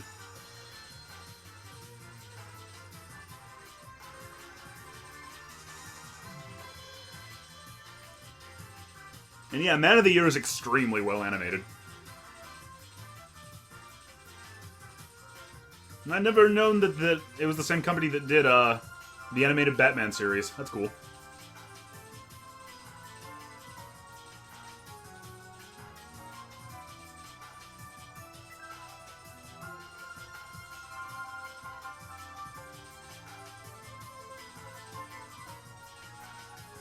Yeah, the whole aesthetic here is kind of similar to that Sonic Dream collection that was making the rounds a couple months ago. Like that slightly off-putting early 3D. That there's just something that feels really, really artificial about it. And now we get into the really good stuff. The Japanese ads.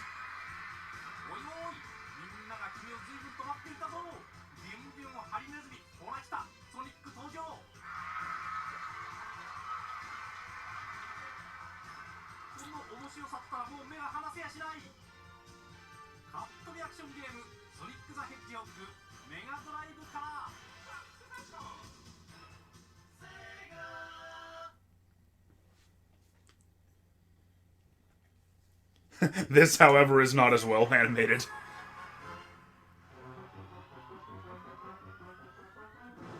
I thought this one was pretty well animated.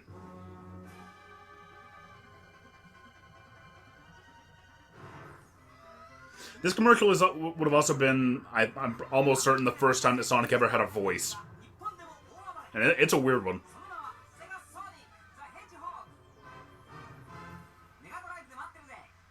Yep.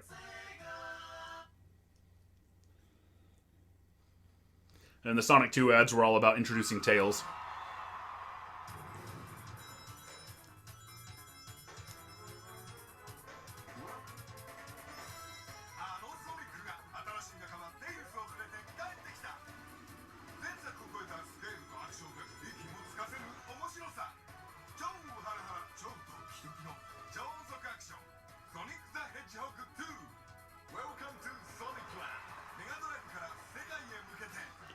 Has anybody ever translated these? Because I've spent like 18 years wondering what they're saying.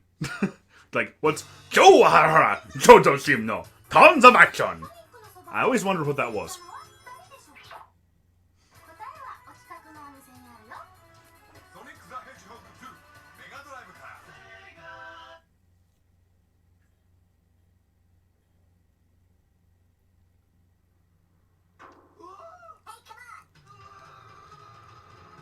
This is my favorite.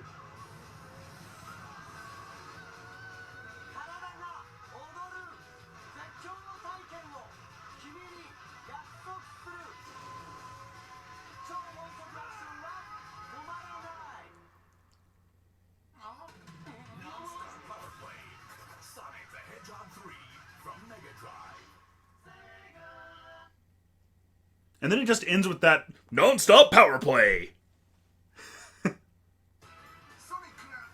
Here we go.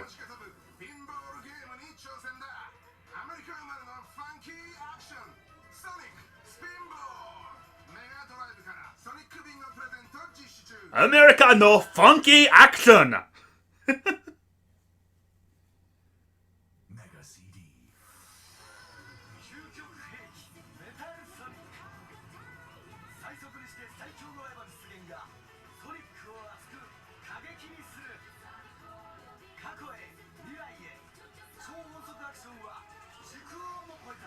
Sonic can fly like he's a Dragon Ball character in this one. Sonic the Hedgehog CD from Mega CD.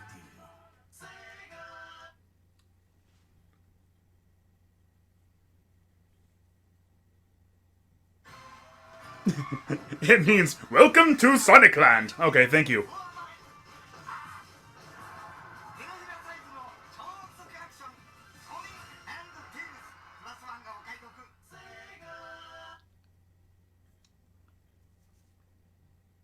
In Japan, Sonic Chaos was called Sonic and Tails, and Sonic Triple Trouble was called Sonic and Tails 2.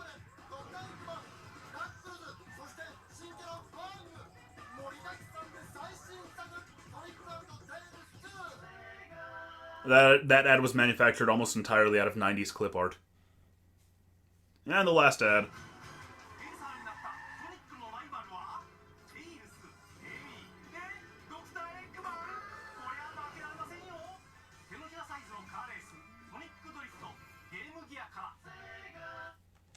That made Sonic Drift look so much better than it actually is.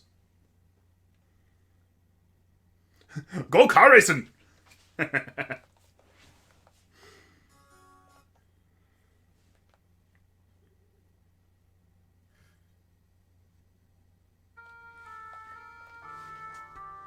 Cover says from Mega CD.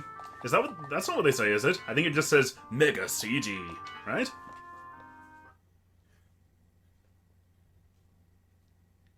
Mega CD.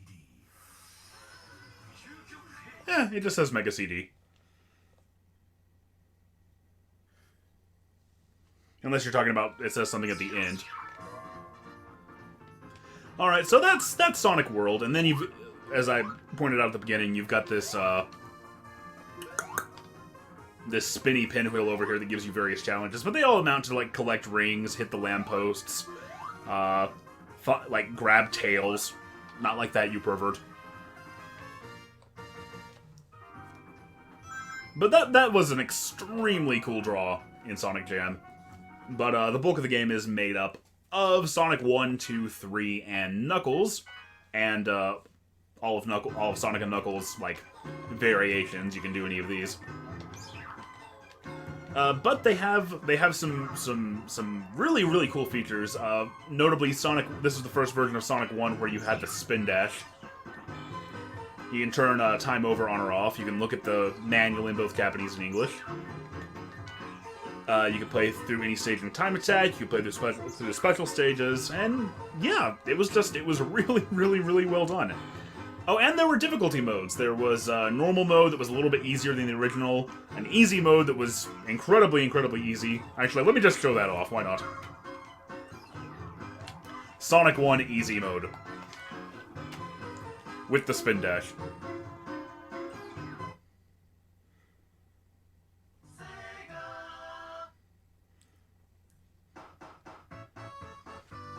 And the chat is having a conversation about how many penises Tails has. So in easy mode, you know, you've got this platform just in case you can't figure out how to hold down the jump button long enough to get up here, and then some immediate invincibility.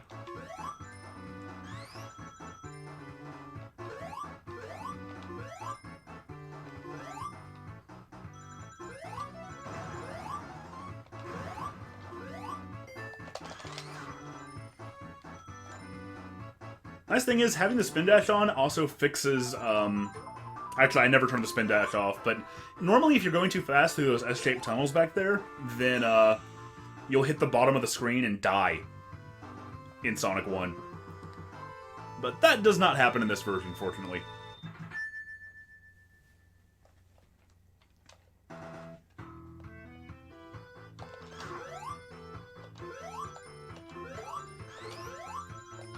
Now there's a conversation going about the main title theme of Sonic.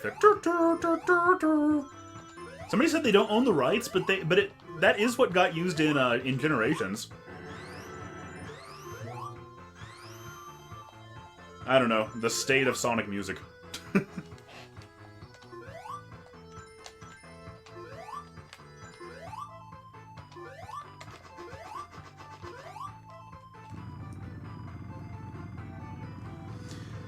So in easy mode, not only is the level design made a whole lot more, a whole lot more forgiving, bosses, the few that you actually fight, only take 3 hits, and you don't even play a lot of the levels. Weirdly though, if you go into the level select and, like that spring's not normally there. If you go into the level select and, like I didn't play Green Hill Zone Act 3 for instance, but if I went to it, then I would still get an easier layout.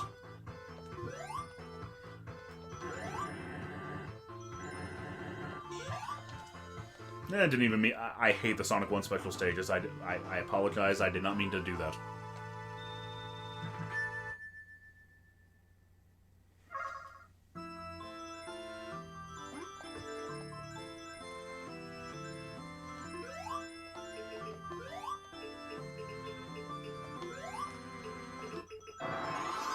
As far as I know, the special stages in this game are the same regardless of the mode you're playing in.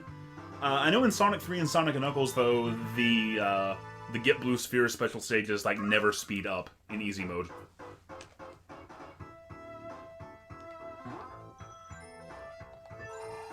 Easy mode's kind of fun, though, if, like you want to play some Sonic, but you don't want it to take too long. Because, you can get through these games very, very quickly.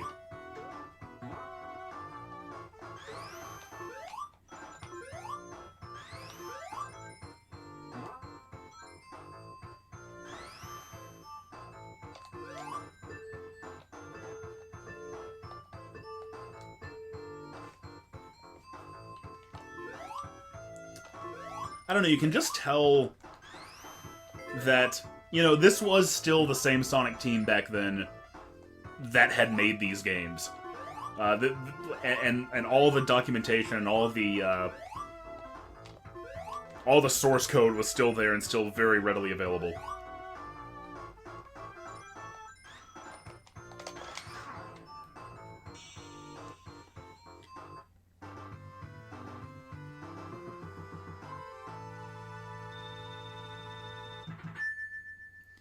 Has anyone ported the Jam Easy Modes to Genesis ROM? You guys are saying it has been done. The only one I know of, and Definitive Dub says it was one of the first ROM hacks. I don't know about that. I know in Sonic 3 Complete, you can select Easy Mode.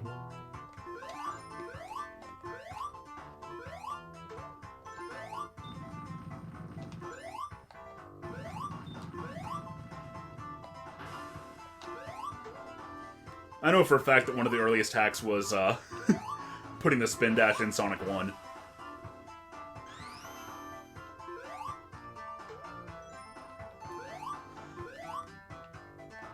Of course, even earlier than that, we had fan games, like The Search for Knuckles.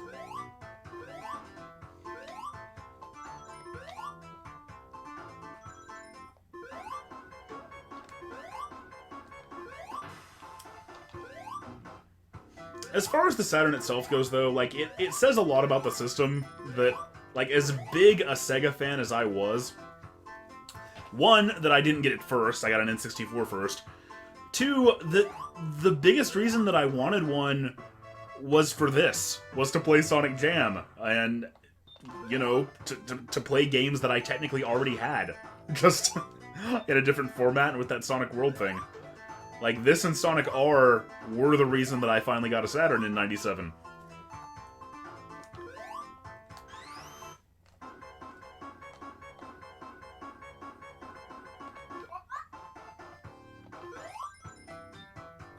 And I mean, I know the Saturn was very successful in Japan, and that's good, and I'm glad it did so well over there, but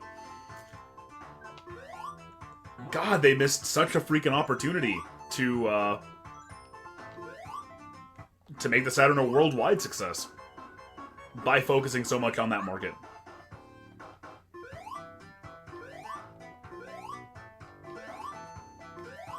And by just vastly underestimating Sonic's popularity outside of Japan.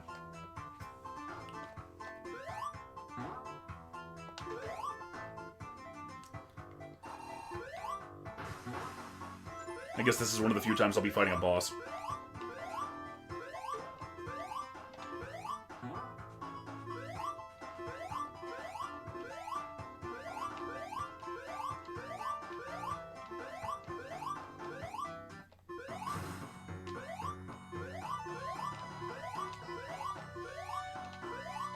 Alright, this stream will probably be finishing up here soon, shortly after I get done with this, so if there's anything else in Sonic Jam that you guys would like to see, or if you have any other, like, questions or comments or thoughts, on this game or on the Saturn in general, or, you know, anything that I played tonight, let me know.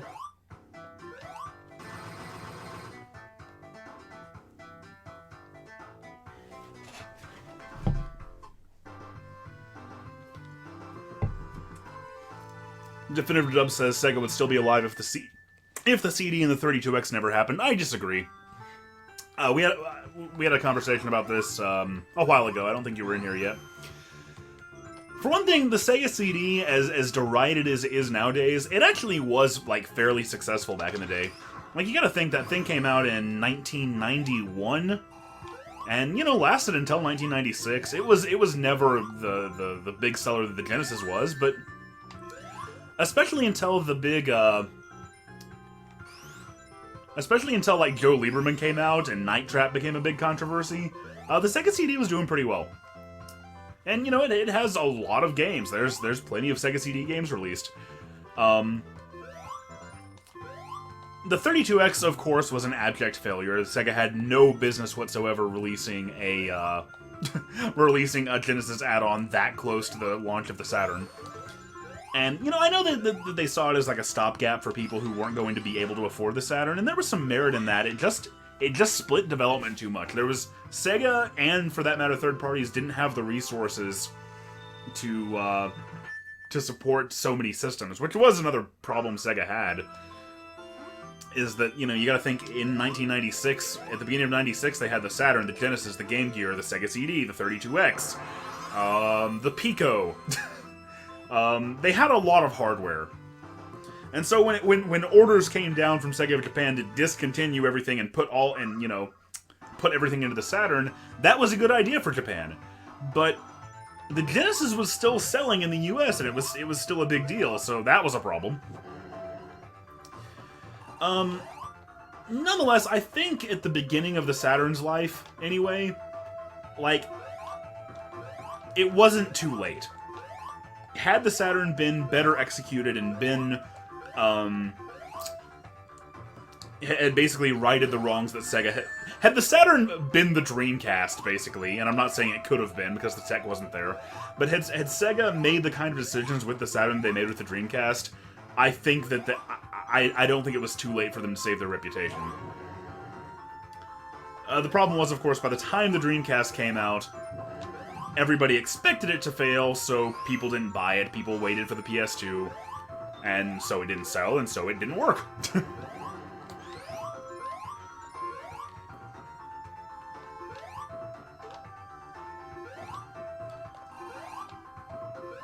And then, of course, I hope I'm not going to, like, butcher his name too much, but Isao Ozawa dying around that time, that also didn't work out too well for the company's future as a hardware manufacturer.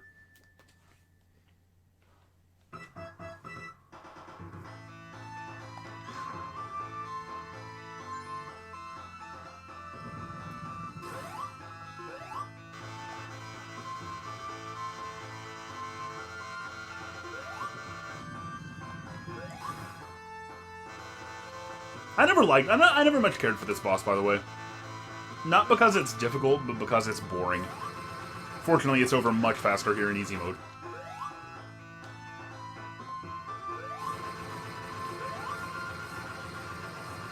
Most classic Sonic bosses, like, there's some sort of a trick to them that you can beat them really fast if you're good enough, but with that one, nope. Not so much.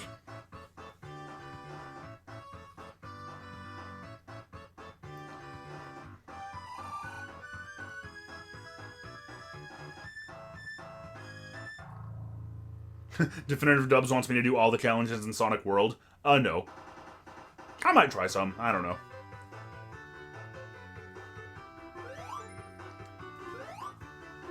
Talking about why Sonic the Hedgehog Genesis turned out so bad. Saturn fucked itself with its surprise launch. Yep, that it certainly did. And we talked about that earlier, too.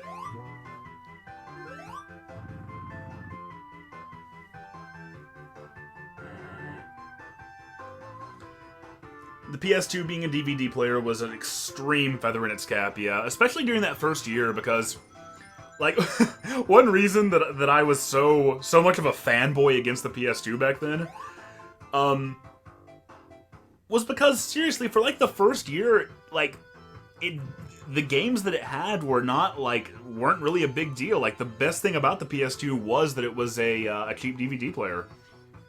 It wasn't until, like, the fall of 2001 when you started getting stuff like Grand Theft Auto 3 and Metal Gear Solid 2 that the PS2 really started to have some killer apps and started to become the system that it would, of course, be. But, like, even when the PS2 came out, like, I felt like it was just sort of a hype machine.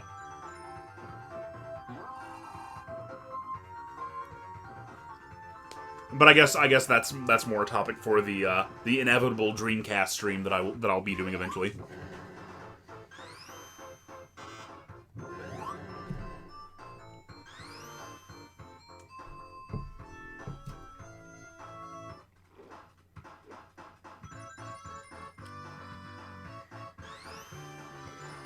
Somebody's saying that selling a console at a loss is terribly unbusiness savvy. Actually, most video game consoles, and Nintendo hardly ever does this, but most video game consoles are sold at a loss. They just expect to make that up on software, which has much higher profit margins. Definitive Dubs wants me to do the Nick Arcade Challenge in Sonic 2. Dustin wants me to play Battletoads. That's not a Saturn game that I know of.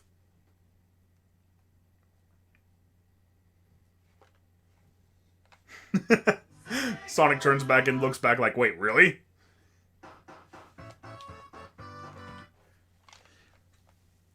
In any of these games, you can hit ABC Start to get back to the title screen, and when you're on the title screen, doing that will take you back to the menu.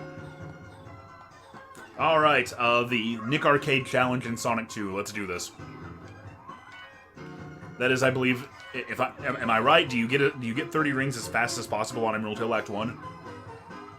I think that's how it's done.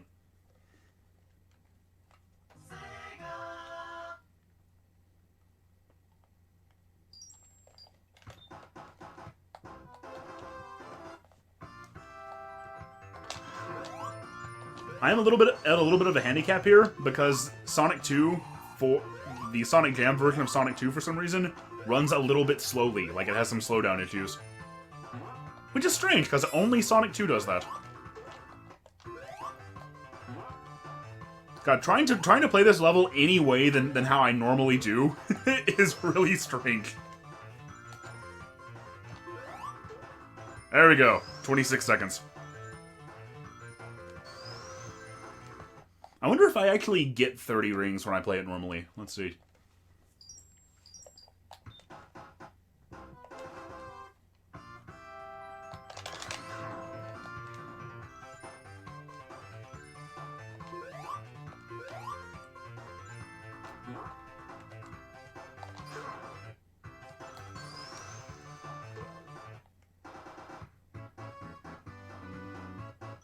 That happens.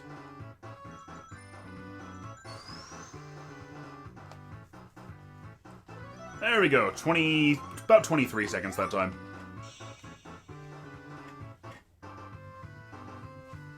Clearly, Sonic 2 is a more complex game than Sonic 1. Yeah, no, but it's like Sonic 2 has slowdown issues, but Sonic 3 and Sonic 1 and Sonic Knuckles, none of them do. Kind of strange how that worked out.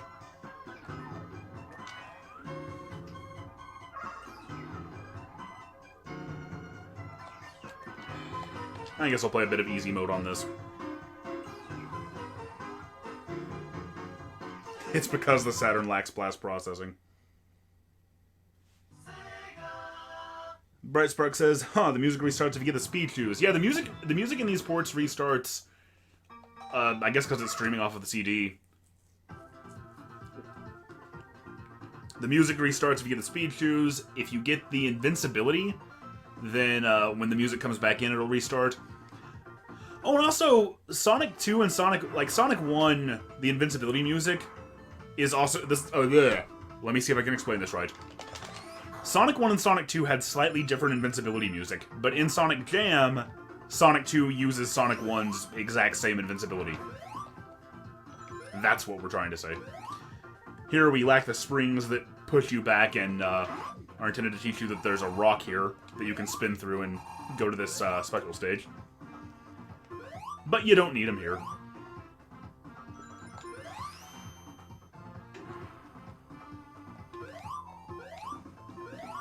No spikes right there.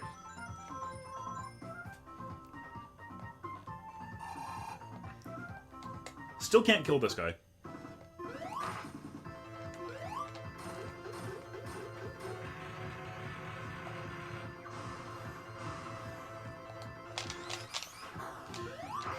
The music doesn't actually seem to be Red Book audio, because if you put Sonic Jam in a CD player, all you can do is play the Sonic Team intro.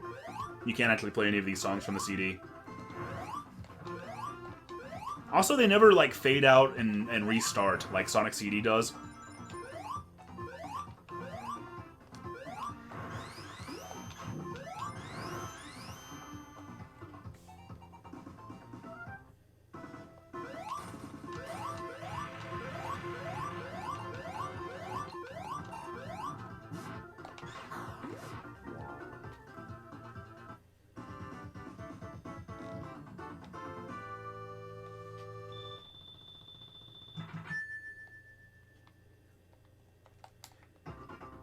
Dub says that's not what Red Book audio means, I'm pretty sure. I always thought that Red Book audio meant that it was audio that was playing like basically you can put it in a CD player and you can play the songs that way.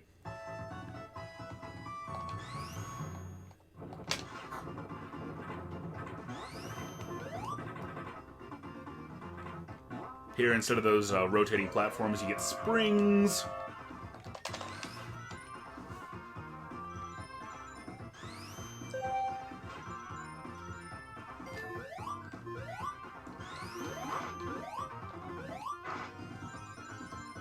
Anyway, I guess that's about it for the Saturn, at least as far as what I've got goes. There are many, many, many legendary games for it that I simply don't have.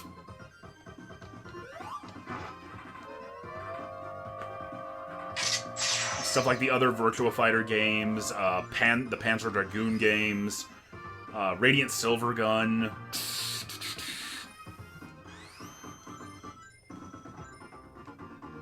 The Sega Sanshiro game.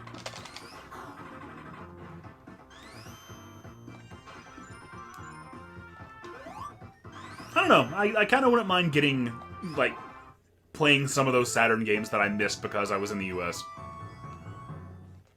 Although they are obscenely expensive, so I will probably not do that, come to think of it.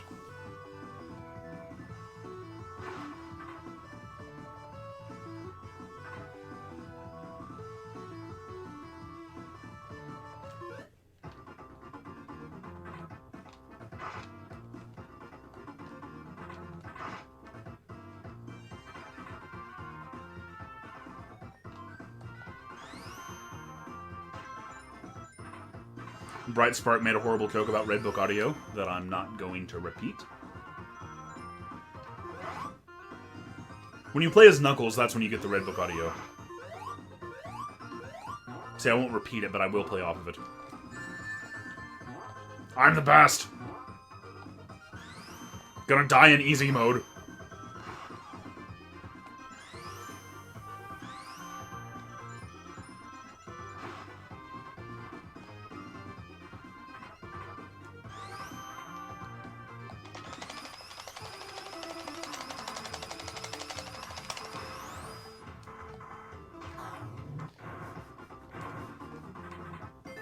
And I think this is gonna be it. This'll do it.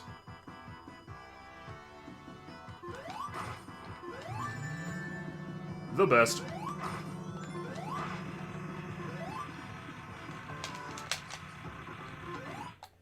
So that is the Sega Saturn, as far as the games I own goes. And I can think of no more appropriate way to end this. So give me just a second.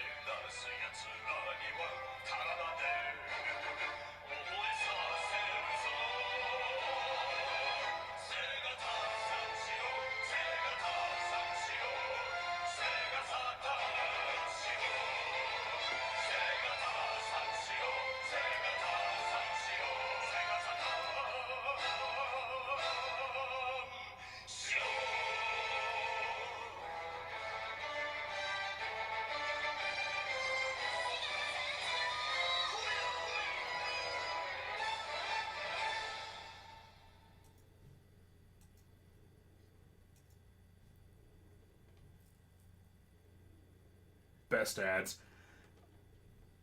Ooh. It's Twitchception on here.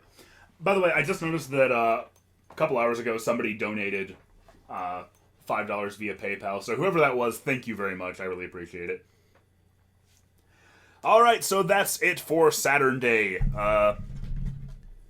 I'll have this on YouTube, or you can check it out in the stream or in the Twitch archives if you missed it. But I played Astal, Virtua Fighter 2, Mortal Kombat 2, Nights into Dreams, Sonic 3D Blast, Sonic R again, Mega Man X4, and finished up with some Sonic Jam, and had some really great discussions about the Sega Saturn and about Sega's impact on the industry. I've really enjoyed doing this. Thank you guys for coming. You keep geeking. I'll keep